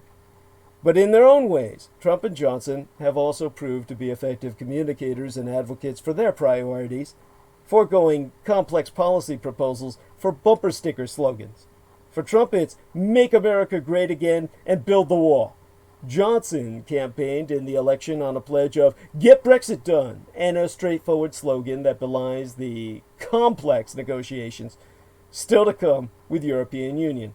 Now, Heather Conley, a former State Department official and current European scholar at the Center for Strategic and International Studies, which I oftentimes source, she observes that its simplicity and its connecting to something at an emotional level that somebody believes in, whether it be true or not. Now, the 2016 Brexit referendum and Trump's victory rested in part on shifts in traditional voting blocs.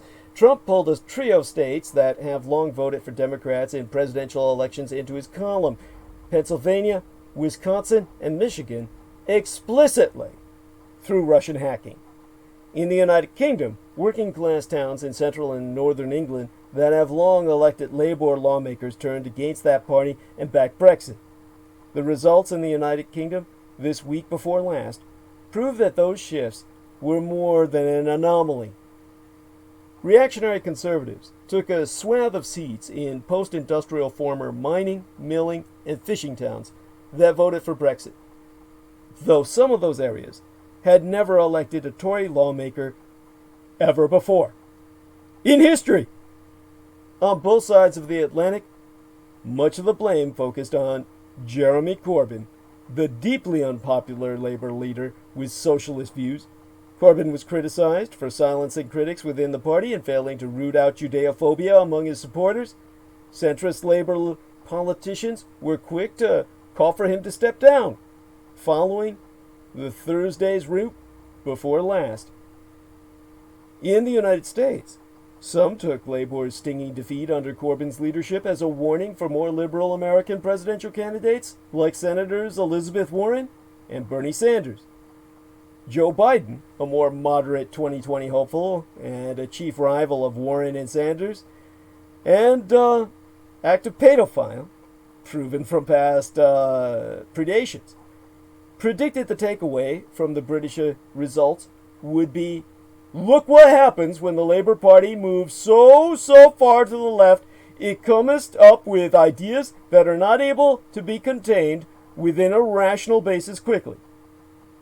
Now, other Democrats argued that opponents of Johnson and the British exit from the European Union muddied their message during the campaign and didn't do enough to make an affirmative case for their own vision. They also suggested that Johnson's opponents banked too much on British voters, being wary of the chaos and controversy that has accompanied his tenure, all mistakes they fear could follow in the campaign against Donald Trump.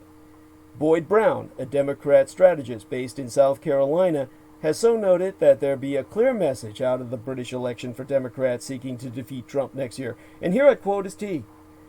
"I'm just not convinced that the Democrats are making the case as of right now as to why Donald Trump doesn't deserve to be reelected. Get your shit together, or this maniac is going to be elected for a second time." And back across the Atlantic, Britain's own political center has caved in. Britain's next parliament will look a lot different than the one that preceded it. For one, it's lost all the moderates who've played a significant role in this last election and undoubtedly suffered the worst themselves. Defectors from both of Britain's major political parties suffered huge losses in recent elections, leaving Parliament almost devoid of all moderate lawmakers. So Britain's next Parliament will look nothing like the one that came before it. It will boast a sizable reactionary conservative majority, ensuring the party's dominance not just for the next 5 years, but for the foreseeable fucking future. It will look more diverse, with 1 in every 10 lawmakers of an ethnic minority background and more female members of Parliament than ever before. It will also be increasingly polarized between Scottish nationalists, who will use their electoral gains to press for a second independence referendum, and the government in London, which be opposed to such plans, and within the opposition Labour Party, where the battle to reshape its future following a crushing defeat has already begun. But there be another crucial way in which this Parliament will look different from the last: the moderates, or more specifically, the lack of them. By moderates, I don't mean a unified, ideologically aligned bloc, nor some romanticized contingent of pragmatists. No, I mean lawmakers who span the British political as well as the Brexit spectrum, providing a vital voice for swing voters amid an increasingly divided political landscape. Within Parliament, they have served as an internal check on their respective parties, bringing with them contrarian viewpoints and, perhaps most crucially, offering opportunities for potential compromise. Though never a cohesive grouping within the House of Commons, moderate parliamentarians nonetheless played a significant role in this election and undoubtedly suffered the worst. Of those who ran as independents, by choice or, in the case of some conservative lawmakers who were purged from the party for opposing a no-deal Brexit, by force, none were able to hang on to their seats. Of those who defected from the Labour and Conservative parties to join the avowedly anti-Brexit Liberal Democrats, all were defeated. The absence of these moderate parliamentarians is more than just an indicator of this deeply polarizing and partisan bent in British politics today. That much was already abundantly clear. At its core, it raises questions about the future of Britain's centre ground and whether the country's political system, which has long relied on single-party governance, can even maintain it. Despite this era of hyperpartisanship in British politics, moderate politicians still staked out a role for themselves in the House of Commons. While some proved instrumental in blocking Prime Minister Boris Johnson's bid to take Britain out of European Union sans withdrawal agreement, others fought to ensure that lawmakers had sufficient time to scrutinize and amend any Brexit deal that was put before them. To be clear, this election was never about centrists. Rather, it was about the trois traditional parties, the Conservatives and Labour, and their shifts toward their respective ends of the British political spectrum. While the Conservatives moved to the left on economic issues, such as rolling back austerity measures, they moved to the right on Brexit, seeking to make a sharp break between Britain and European Union. Meanwhile, the Labour Party moved to the left with a radical economic agenda, all while attempting to straddle the middle on Brexit by advocating for a second referendum that would give its voters the final say. As a result, those who traditionally inhabit the middle ground or who otherwise differed with their party's position on Brexit were effectively left with trois options: put up or shut up. Many did the former, either switching parties or opting to run as independents. The odds were always going to be against the latter group in particular. Unlike many of their rivals, they lacked the structural and financial backing of their former parties. David Gauck, the former Conservative minister who was among the 21 expelled lawmakers, banked on his name recognition. He has represented his constituency for over a decade. High-profile endorsements and clever social media campaigns to get him over the line. In the end, none of that worked. Others relied on the support of tactical voting campaigns, which urged voters to cast their ballots in favor of a candidate they wouldn't ordinarily support in order to block another party from winning. The performance of the more centrist candidates in this election does not bode well for one particular moderate politician hoping to transcend the country's partisan divide, Rory Stewart. The former Conservative minister and London mayoral hopeful previously was quoted as saying that he sees the potential for a new centrist movement in Britain along the lines of what President Emmanuel Macron achieved in France. Such a movement, Stewart said, would fill the huge gaping hole in British politics left by the falling number of moderate parliamentarians. When Stewart was asked, after the election result, if he still believes that such a movement is viable, he said yes, though not at the national level. He went on record to say as that, "My instinct is that the way you actually fight extremism is from the city level upward," adding that local politics lends itself to being non-ideological, to being judged much more on performance. Well, irrespective of the election results, this new parliament was always bound to be polarized. Neither of the main parties can claim to be the broad ideological churches that they once were. Under Boris Johnson, the Conservatives have been refashioned in his own image. That is, a party that be decisively pro-Brexit, and specifically pro-Johnson's no-deal Brexit deal. Under Jeremy Corbyn, Labour had undergone a marked leftward shift. in which its membership was defined not simply through loyalty to the party's radical anti-austerity agenda, but to Corbyn himself, though the Labour leader's announcement that he will not lead the party into the next election maketh it unclear how long that will be the case, despite the fact that he refuses to step down. I had, of course, always warned Labour in Britain they had to rebel against that son of a bitch, that out-and-out communist, the ideological Marxist, but no, my advisements were ignored. The lawmakers elected to these parties have ostensibly met these barriers to entry, ensuring that this next parliament will be partisan by design. Brexit, too, has played a role in reinforcing this polarization.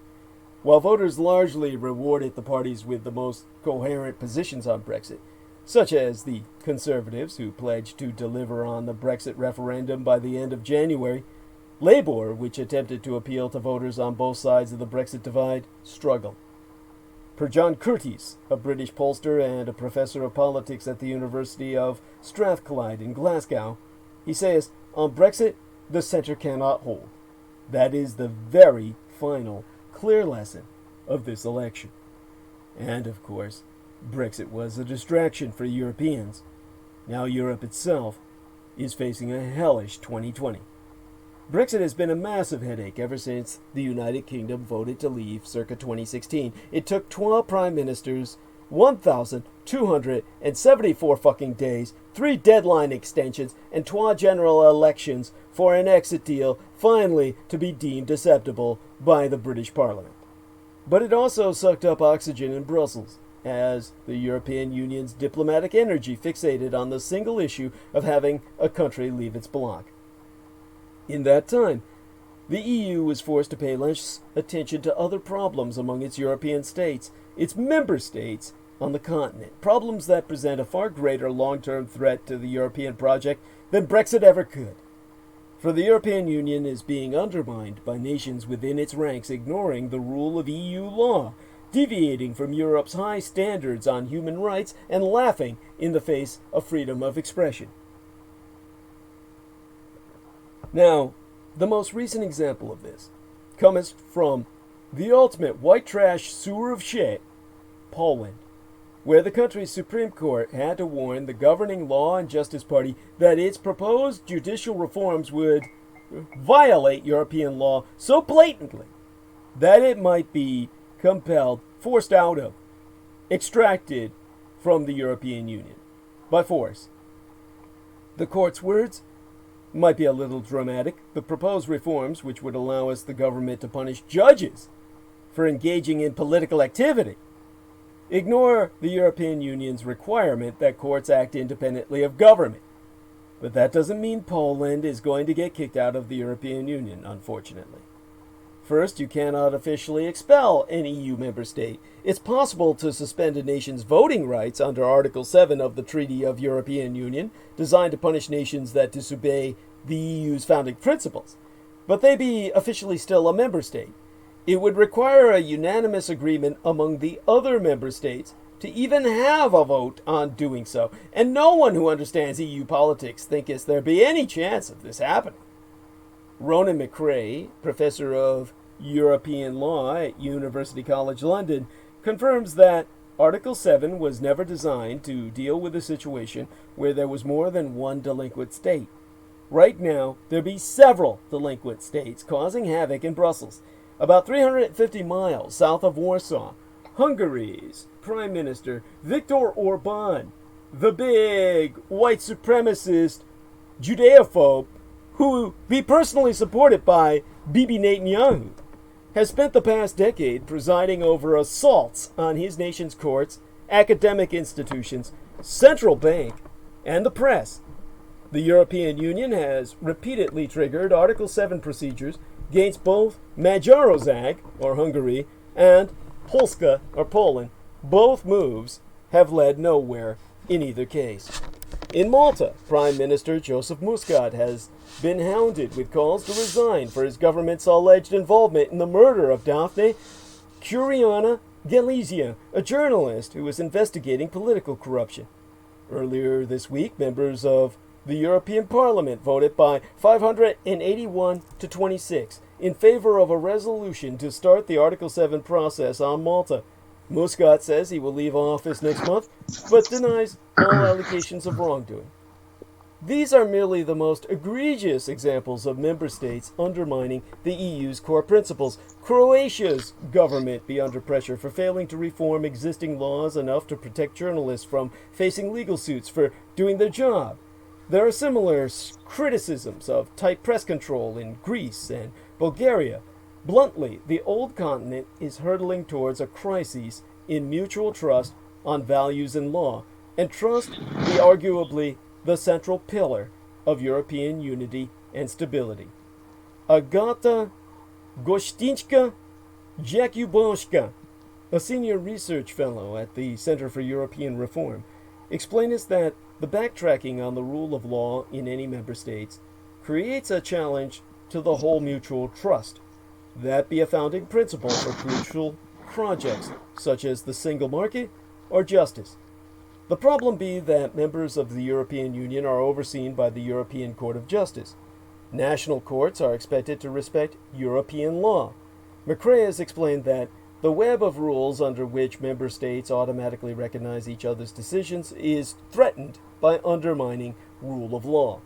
The EU is a very small bureaucracy. It largely depends on national judges and national civil servants to implement the law. With so many European nations terrified at the prospect of the EU juggernaut taking a closer look at their alleged indiscretions, there be no way that as a bloc the member states would give a green light to Brussels singling out one member. So Article 7 is a non-starter. It's rendered impotent, all of which backs the European Union into a hellish corner. Charles Crawford, a former British ambassador to Poland, observes that what might bring the EU to an end, it won't be a meeting of EU member states saying, let's end this, but what might start its collapse is some states saying, we don't really accept the primacy of EU law anymore. Once nation states start challenging the legal order, that be desperately serious for the European Union. The paradox at the heart of the European Union be that it insists all states play by the same rules while also being reluctant to interfere in the domestic politics of any members. In some respects, the EU is little more than an agreement between 28 countries to not cheat the system. As Europe enters 2020, it needs to address problems it has been ignoring since 2016. Brexit required that all the remaining 27 EU members were firmly on the same page. Brussels succeeded, but in doing so had to play nice with all parties. To quote Mutaba Rahman, managing director of the political consultancy Eurasia Group, at length and verbatim, the big cost of Brexit for the European Union is that it has distracted time, attention, and political capital from addressing the real substantive challenges that the European Union itself faces. Brexit was a team-building exercise where the European Union could demonstrate how united they were, but it was really something of a cover to disguise how little they agree on the bigger challenges facing the continent itself. Those challenges are not limited to member states undermining EU law. The continent is badly divided on how it should address the bloc's economic challenges and what role Europe should play on the global stage. Eurasia Group Managing Director Mutaba Rahman himself asserts that the only leader that has a coherent vision is French President Emmanuel Macron, but he's very divisive in the way he goes about it. It's actually highly counterproductive. He wants to build consensus on these questions, but the way in which he talks to other leaders actually hurts. And much as it might hurt the French president to admit, the European Union is not banking on his re-election circa 2022. All of which means that the EU enters a new decade staring down the barrel of more Brexit negotiations, huge problems among its members, and no coherent plan to get everyone on the same page. Europe needs to act if the project is to survive. The question is, should it use a stick or carrot to restore unity? Article 7 might be a non-starter, but the EU can tie how big a chunk of the budget a member state gets to its behavior. And nations like Poland and Hungary need that money. how willing is the EU to shake up the gentleman's agreement and start interfering with domestic politics? University College London European law professor Ronan McRae attests that this is much more of a threat to the EU than Brexit. Brexit, if anything, strengthened the Union. Without Brexit to hide behind, the fragility of the Union will become impossible to ignore, and right now, there be no obvious path Brussels can take us that doesn't risk making everything worse. As 2020 rolls on, Europe's biggest bosses might come to miss talking exclusively about Brexit. Now, Brexit uncertainty is dead, and yet Brexit uncertainty will live a very long life. The week before last's United Kingdom election result thoroughly killed off any hope Remainers might have had about Brexit being cancelled. Reactionary Conservative Prime Minister and arch-Brexiteer Bojo the Clown won a huge parliamentary majority and can therefore do pretty much whatever he damn well likes. There will be no second referendum. Brexit is happening at the end of next month. On the last day of January, Britain crashes out of European Union, and at that point the world as we know it, in and out of Britain, comes to an end. However, this does not mean businesses now know what will happen next.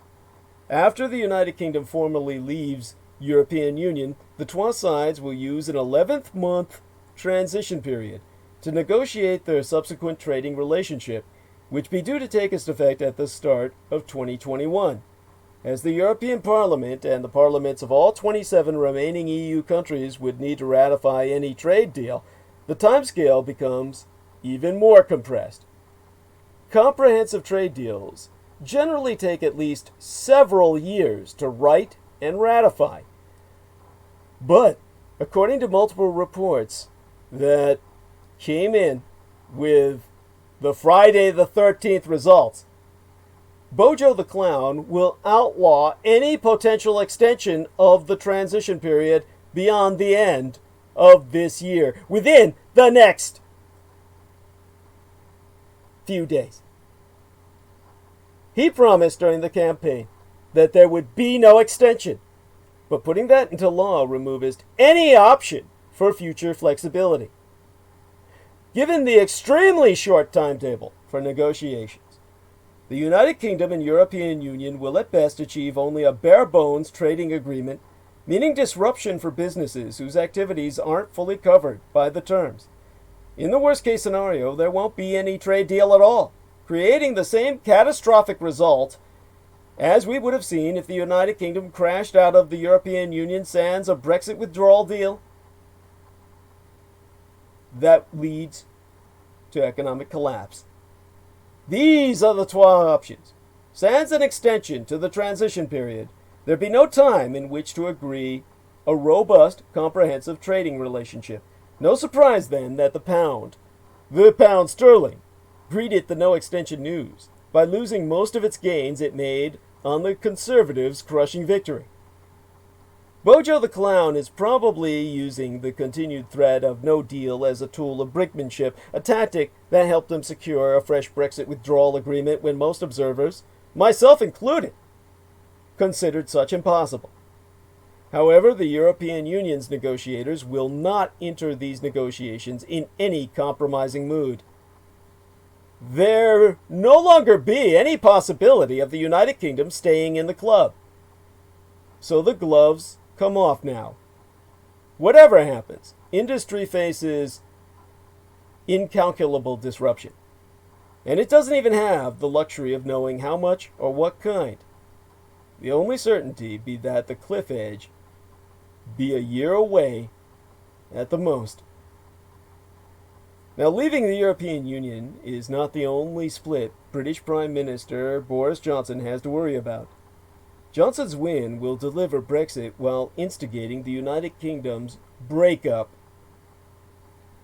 Johnson's commanding election victory the week before last will now let him fulfill his campaign promise to get Brexit done. But it will also ensure the future demise of the United Kingdom of England, Scotland, Wales, and Northern Ireland. Scotland and Northern Ireland did not vote for Brexit, did not embrace the Conservative electoral landslide, and now will be drifting permanently away from London.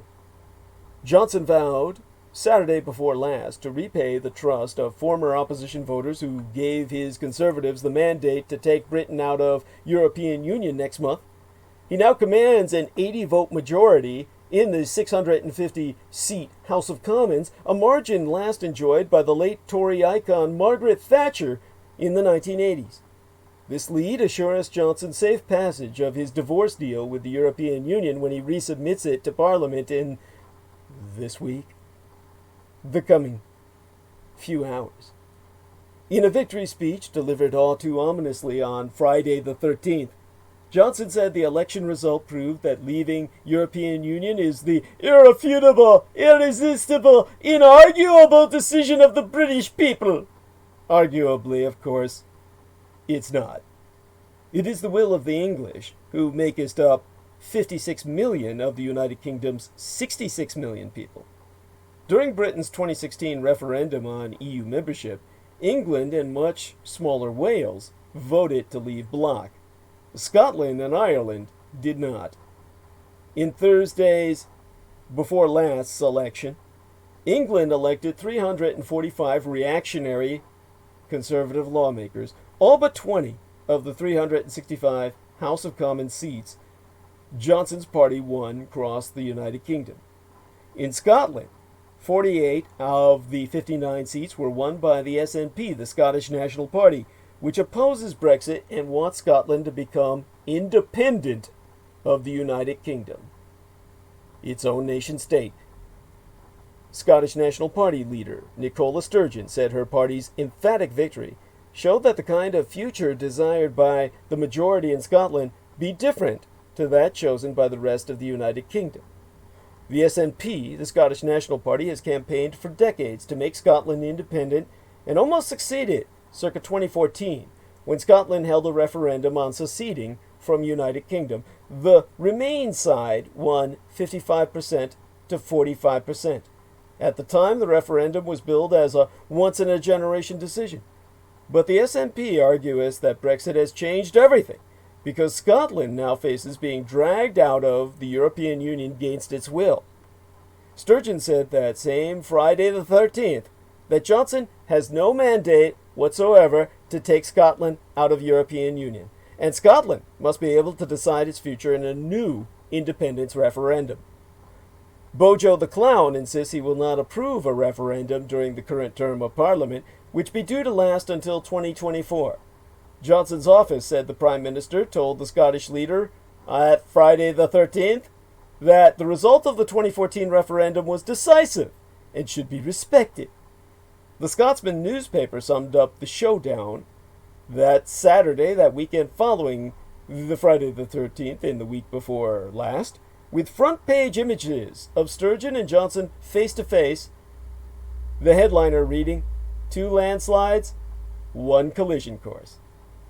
Historian Tom Devine, Professor Emeritus at the University of Edinburgh, so says that what we've got now is pretty close to a perfect storm. He has attested that the United Kingdom be facing an unprecedented constitutional crisis, as Johnson's refusal to approve a referendum fuels growing momentum for Scottish independence. Politically and legally, 'tis a stalemate. Sans approval of the United Kingdom government, a referendum would not be legally binding. London could simply ignore the result, as the Spanish government did when Catalonia held an unauthorized independence vote circa 2017. Mark Diffley, an Edinburgh-based political analyst, said Sturgeon has said that she doesn't want a Catalonia-style referendum. She wants to do this properly. There be no legal route to a second referendum if Johnson refuses, though Sturgeon can apply political and moral pressure. Diffley said the size of the SNP's win allows Sturgeon to argue that a new referendum is the will of the people. Sturgeon said that this week she will lay out a detailed democratic case for a transfer of power to enable a referendum to be put beyond legal challenge. Devine attests that the administrations in Edinburgh and London are in a completely uncompromising condition. and that will only make the crisis worse. He so testifying that the longer Johnson refuses to concede a referendum, the greater will the pro-independence momentum in Scotland will accelerate. By refusing to concede it, Johnson has ironically become a recruiting sergeant for increased militant nationalism. In other words, war. Northern Ireland has its own set of political parties and structures, largely split along British Unionist, Irish nationalist lines. There too, people feel cast adrift by Brexit, and the political plates are shifting.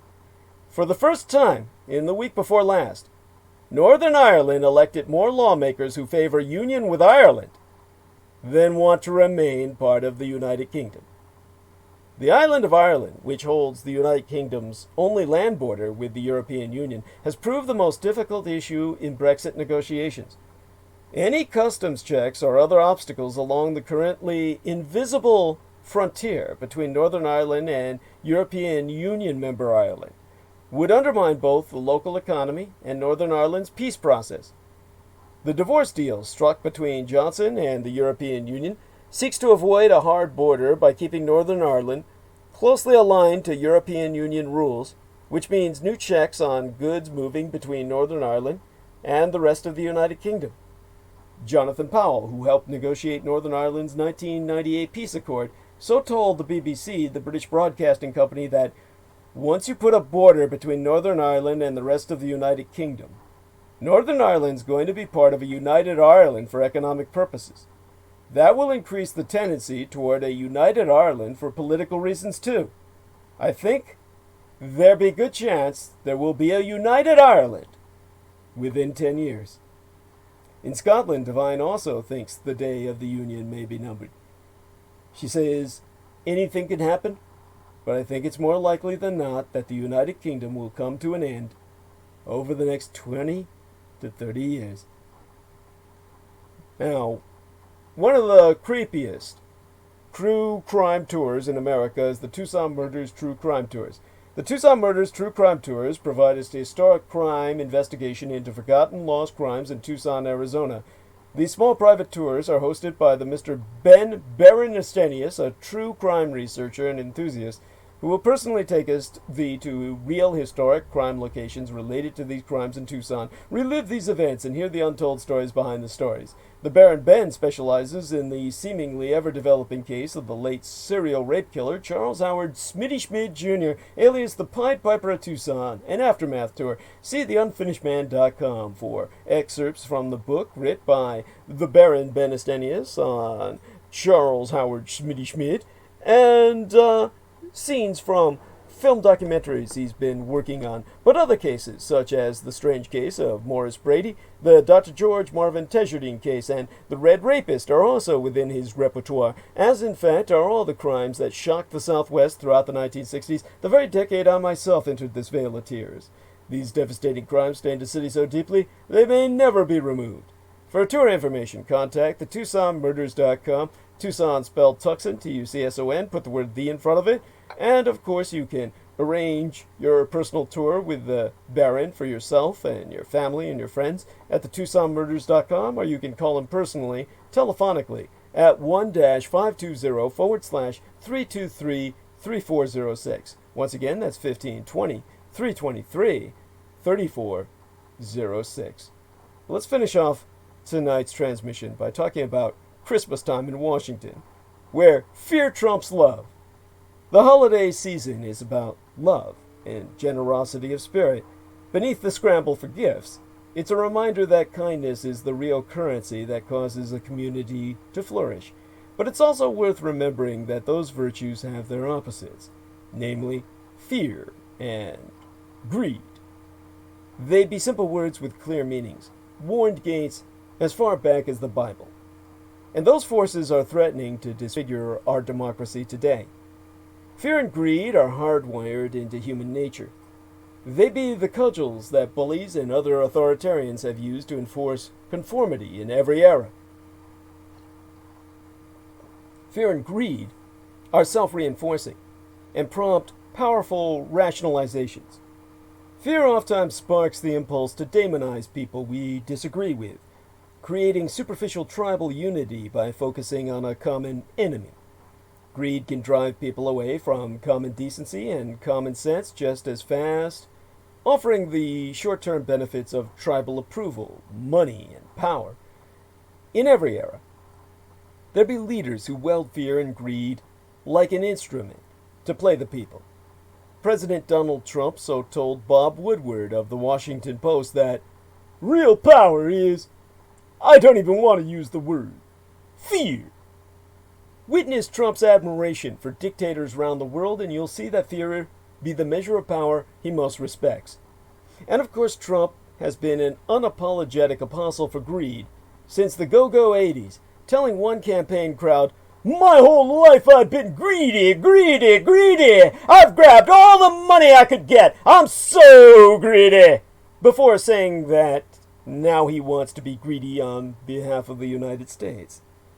These are known qualities when it comes to Donald Trump. What's been surprising is how quickly many good people have been cowed into enabling silence. There be plenty of compelling reasons in the short run to avoid standing up and speaking the truth, but in the end it's always a form of appeasement. Something which, dare I say, one of the men who's the most contemptible in history, Winston Churchill, once memorably defined as feeding a crocodile and hoping it eats you last. He would know. He ate plenty himself. In one of the telling jokes of our time, Republican operative Mike Murphy quipped that if an impeachment trial was decided by a secret ballot, there would be at least 30 votes in the Senate to remove Trump from office. To which former Arizona Senator Jeff Flake, a libertarian who found himself unwelcome in the era of Trump, replied, that's not true. There'd be at least 35. What's to account for the stark gap between what so many Republican elected officials say in private and what they be willing to say in public? I myself would suggest it be fear and greed. In an analysis of how President Trump has taken over the Republican Party, former Representative Carlos Curbelo told the New York Times that the greatest fear any member of Congress has these days is losing a primary. That's the foremost motivator. Former Republican Representative Dave Trott from Michigan offered an even more damning assessment. He's so saying, and here I quote his T verbatim, Trump is emotionally, intellectually, and psychologically entirely unfit for office. And I'm sure all Republicans feel the same way. But if they say that, the social media barrage will be overwhelming. They would fear for their lives and those of their families. All this can lead to a dark and illogical place. As Senator Flake wrote in a fairly recent Washington Post op-ed or opinion editorial addressed to his colleagues, and I read directly from it now. As dogma demands, there be members of our party denying objective reality by repeating the line that the president did nothing wrong. My colleagues, the danger of an untruthful president be compounded when the co-equal branch that followeth that president off the cliff into the abyss of unreality and untruth takes the nation with it. But fear can provide us a powerful mechanism to rationalize groupthink. Republican representatives can calm their conscience by sublimating their personal disapproval of Trump and deflecting toward fear of the other, pointing to perceived extremes on the left that never existed. Increasingly strident voices that embrace aspects of socialism and despise them for personal characteristics like being white, male, or wealthy, which all Republicans are. This allows them to overlook whatever principles they have abandoned in the name of partisan politics. This fear of the other fuels further militancy on either side until America feels at times as if it be inexorably descending towards ever greater divides that seem bitter and unbridgeable, especially when even the President of these United States openly muses about the possibility of a second civil war. This feedback loop of hate and distrust be the opposite of loving thy neighbor as thyself. Doing the right thing, no matter how difficult, is ultimately liberating to yourself and to other people who find courage in your example. That's how we build a better world. Not through some utopian scheme, but imperfect people working to form a more perfect union, which we never expect to fully arrive at. It's the idealism behind the striving that matters, not the cynicism that comest up with all kinds of ornate excuses for apathy or inaction. The renewal that comes from this holiday season comes from reacquainting ourselves with those transcendently true emotions of love and appreciation. That also means becoming newly aware of their opposites, fear and greed, and how they seductively insinuate themselves into our daily lives. Because the courage that comes from living in truth, consistent with the spirit of kindness, is the value we should always aim to uphold in our democracy, no matter who be in power.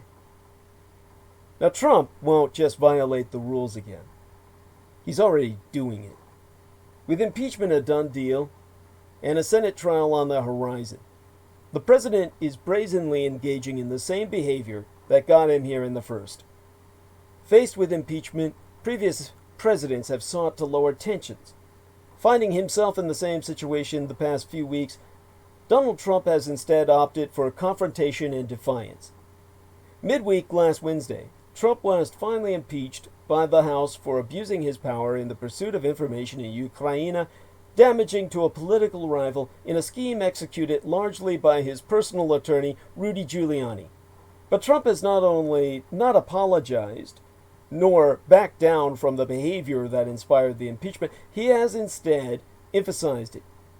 Earlier this month, Giuliani once more traveled to Ukraine. And while House Republicans for a time tried to pretend that Giuliani might have been freelancing, without the president's awareness or involvement, Trump has been open about his close coordination with Giuliani. Giuliani told the Wall Street Journal that Trump called him as his plane was still on the tarmac, taxiing to the gate, and asked, "What did you get?"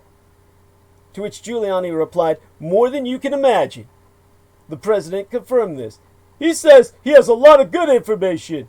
That's what Trump said Saturday. "I hear he's found plenty."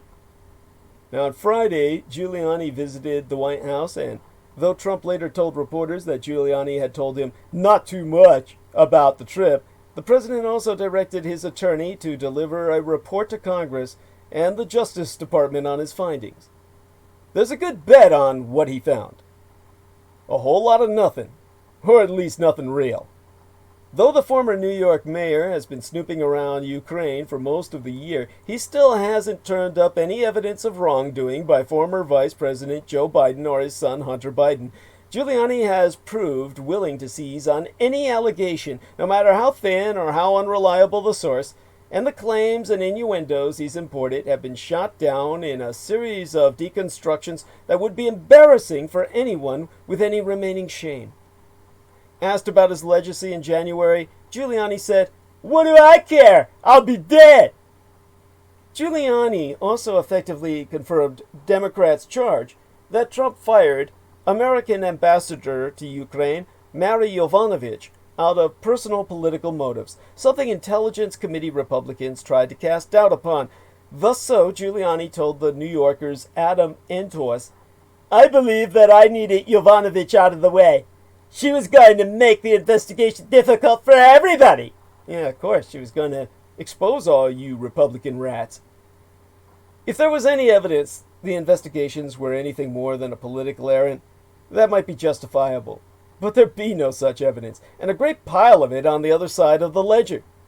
This is not the place to make us the case that Trump's behavior has been inappropriate, though it clearly has. The point be that even as Trump prepared to face an extremely rare sanction, he never did anything to moderate his behavior.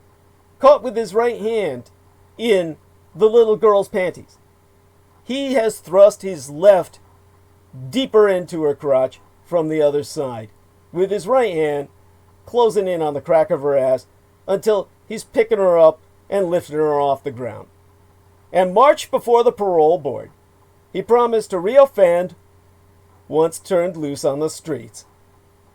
No president has ever liked or approved of an impeachment proceeding against him, but other presidents faced with impeachment have at least tried conciliation.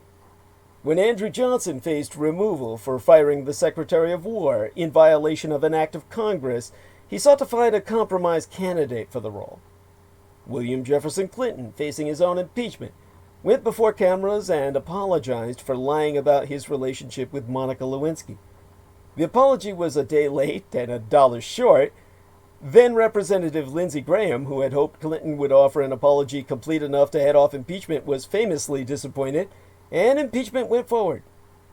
Richard Mulhouse Nixon took the most dramatic step to de-escalate, resigning from office rather than face impeachment when he realized his fellow Republicans would not defend him. By contrast, Trump's defiance would come as a surprise if this were not what the country had long since come to expect from him, who, as I myself noted before, has only publicly apologized on one occasion, and then only tepidly and briefly. The president has options besides apology, of course. He could offer some acknowledgement that his behavior might have crossed lines, while insisting he intended no harm and had good intentions. He could provide us a classic non-apology, apologizing to anyone who was offended. He could even simply desist from the offending behavior. Midweek, yester septimania. That would have been too late to prevent being impeached. But up until recently, House Democrat leaders seemed desperate to avoid an impeachment and sought any excuse to push it off. By then, Trump was calculating that opinions on impeachment were baked in and he wouldn't lose any more support. And yet, he still might be able to gain an edge in the 2020 election with skullduggery. By continuing to repeat the offense, Trump is helping to make Democrats' case for them. A common argument against impeachment be that voters ought to decide. After all, there's a presidential election in less than a year's time. Why should Congress act now and short-circuit the process? But the election itself be the problem. Trump welcomed foreign interference in the 2016 election. He tried to extort it from Ukraine ahead of the 2020 election. He even publicly asked Communist China to intervene.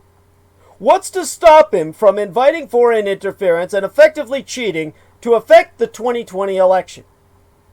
His continued act with Rudy Giuliani means this is not a hypothetical. It's already happening. Trump's recidivism was never a challenge to Republicans. All Republicans have decided to defend Trump regardless of his behavior and adopt the White House line that the president's behavior with regard to Ukraine was, quote-unquote, perfect. This is the thrust of the House Republican case against impeachment, which doesn't persuade any single one of us who truly comprise the America of the near now, let alone the future. Still, who will stop him? As I've spracked before, Trump is actually a weak negotiator, prone to folding under the slightest pressure. When confronted by some authority that can actually corral him, the federal courts, for example, House Democrats in last winter's budget standoff, public backlash to his plan to host the G7 summit at his own resort, Trump has surrendered. But Republicans in Congress have proven that they be even less courageous at the negotiating table than Donald Trump. Sans anyone to stop the president, the country can expect a long 2020 of Trump trying to game the election by openly inviting foreign interference to hack him into power permanently, Putin style. That means, of course, this could come to the point of foreign invasion. You will yet, mark my words, have motherfucking Russian boots on the ground and tank treads on our soil, aided and collaborated and abetted by the Republican insurgency, which for good reason has taken its color to be red. And Trump's impeached? He still poses problems for Democrats. Democrats impeached Trump, but can they defeat him in November? The House's historic vote to impeach President Donald Trump on Wednesday was the right response to Trump's appalling attempt to abuse his position for personal political gain. History should show that Trump went too far in pressuring Ukraine into making up false stories that would help his re-election bid by impugning Democratic presidential candidate Joe Biden and promoting a deconstructed notion that Ukraine, instead of Mother Russia, was behind efforts to interfere in the 2016 presidential race. Presidents should acknowledge and agree that American elections must be decided by Americans alone. Yes, given that some House Democrats seemed inclined to impeach Trump years ago, many Republicans may dismiss Wednesday's development, just as Trump does, as a partisan witch hunt, followed by a Senate acquittal. In fact, an official told Axios magazine 600,000 new donors have contributed to the Republican National Committee since the impeachment hearings began. But some principled conservatives, starting with George Will, realize that Trumpism is a corrosive force in American life that has redefined the Republican Party in the ugliest manner as a Russo-collaborationist insurgency on American soil. As for such conservatives who recognize this, wrote in an op-ed and opinion editorial published Wednesday by the New York Times, and I read from there now, national Republicans have done far worse than simply march along to Mr. Trump's beat.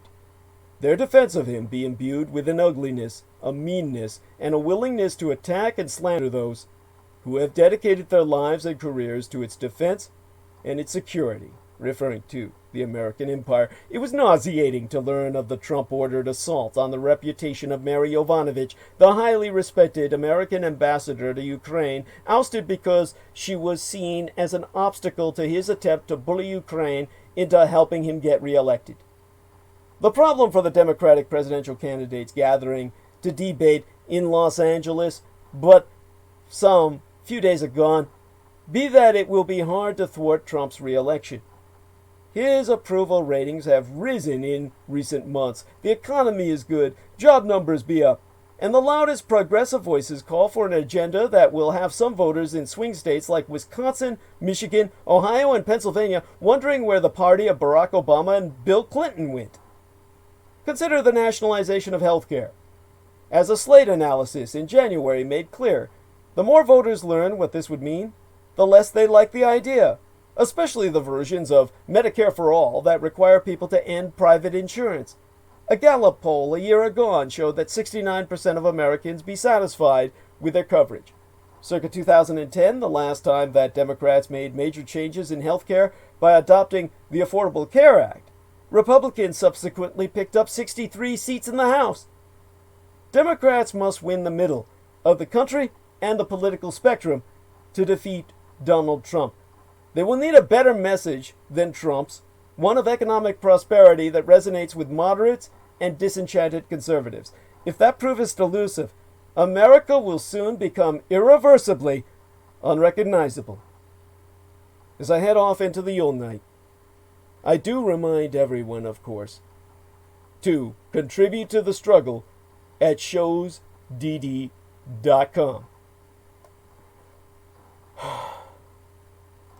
I wish you all a Merry Christmas.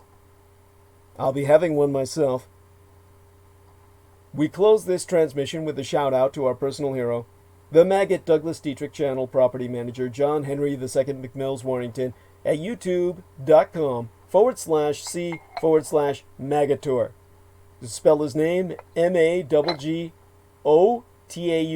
Were it not for he, all of the works of the renegade military historian would have been lost.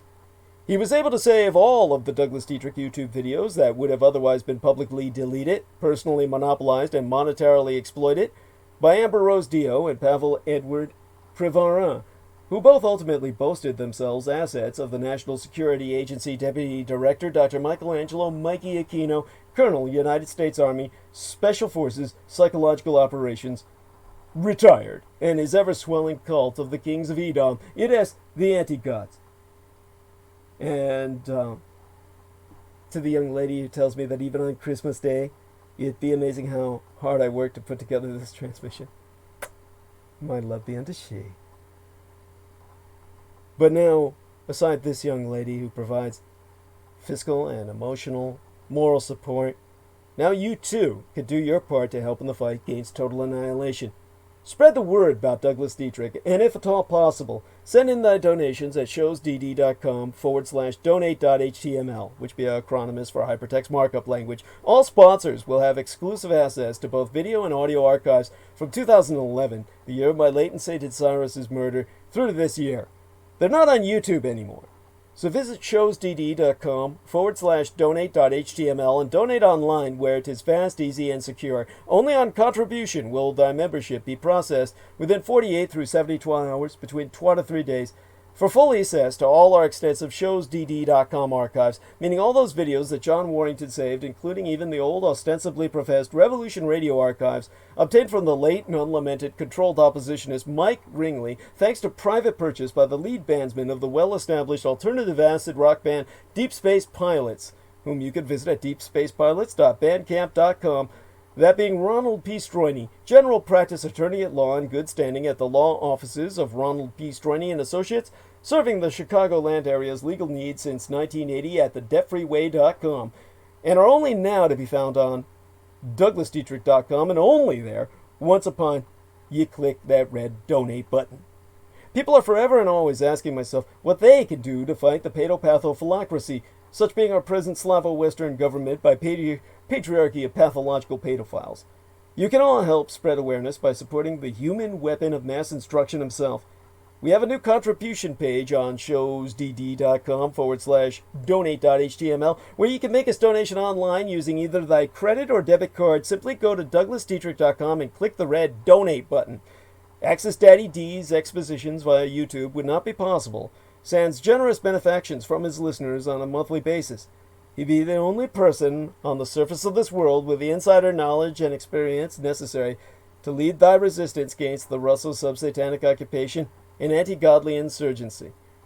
So again, contribute to my struggle, Mein Kampf, at douglasdietrich.com and click donate. The very survival of the human species be at stake, and I am not exaggerating. Do not wait. Donate now. It'd be appreciated beyond our ability to express in any language. Now, just a little indulgence here while I take a quick look at whoever else has been checking in. Wonderful people, of course. So glad to see Jessica Castillo-Carey out there, and shout out to her. Well, let's look at the live dashboard. And oh my. And bunch of stuff was going on at the last minute there. Quantum Timeline says somebody save India from dictators. Yes, they certainly need it.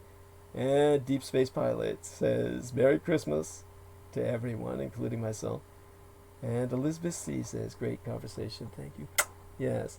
And Michael Jacobs says the rat fucking race of post service. Yes. And there we are. And Brian Cirillo says, Merry Christmas, brothers in battle. And yes, Markel Jacobs does admit it is Michael Jackson. And Lena Crane says, yes, at least he's honest. So there we are. Thanks unto everybody. Blessed be. And Merry Christmas to all. Happy Hanukkah and blessed Kwanzaa. Blessed be thy holy days, and happy be thy incoming new year as we transition.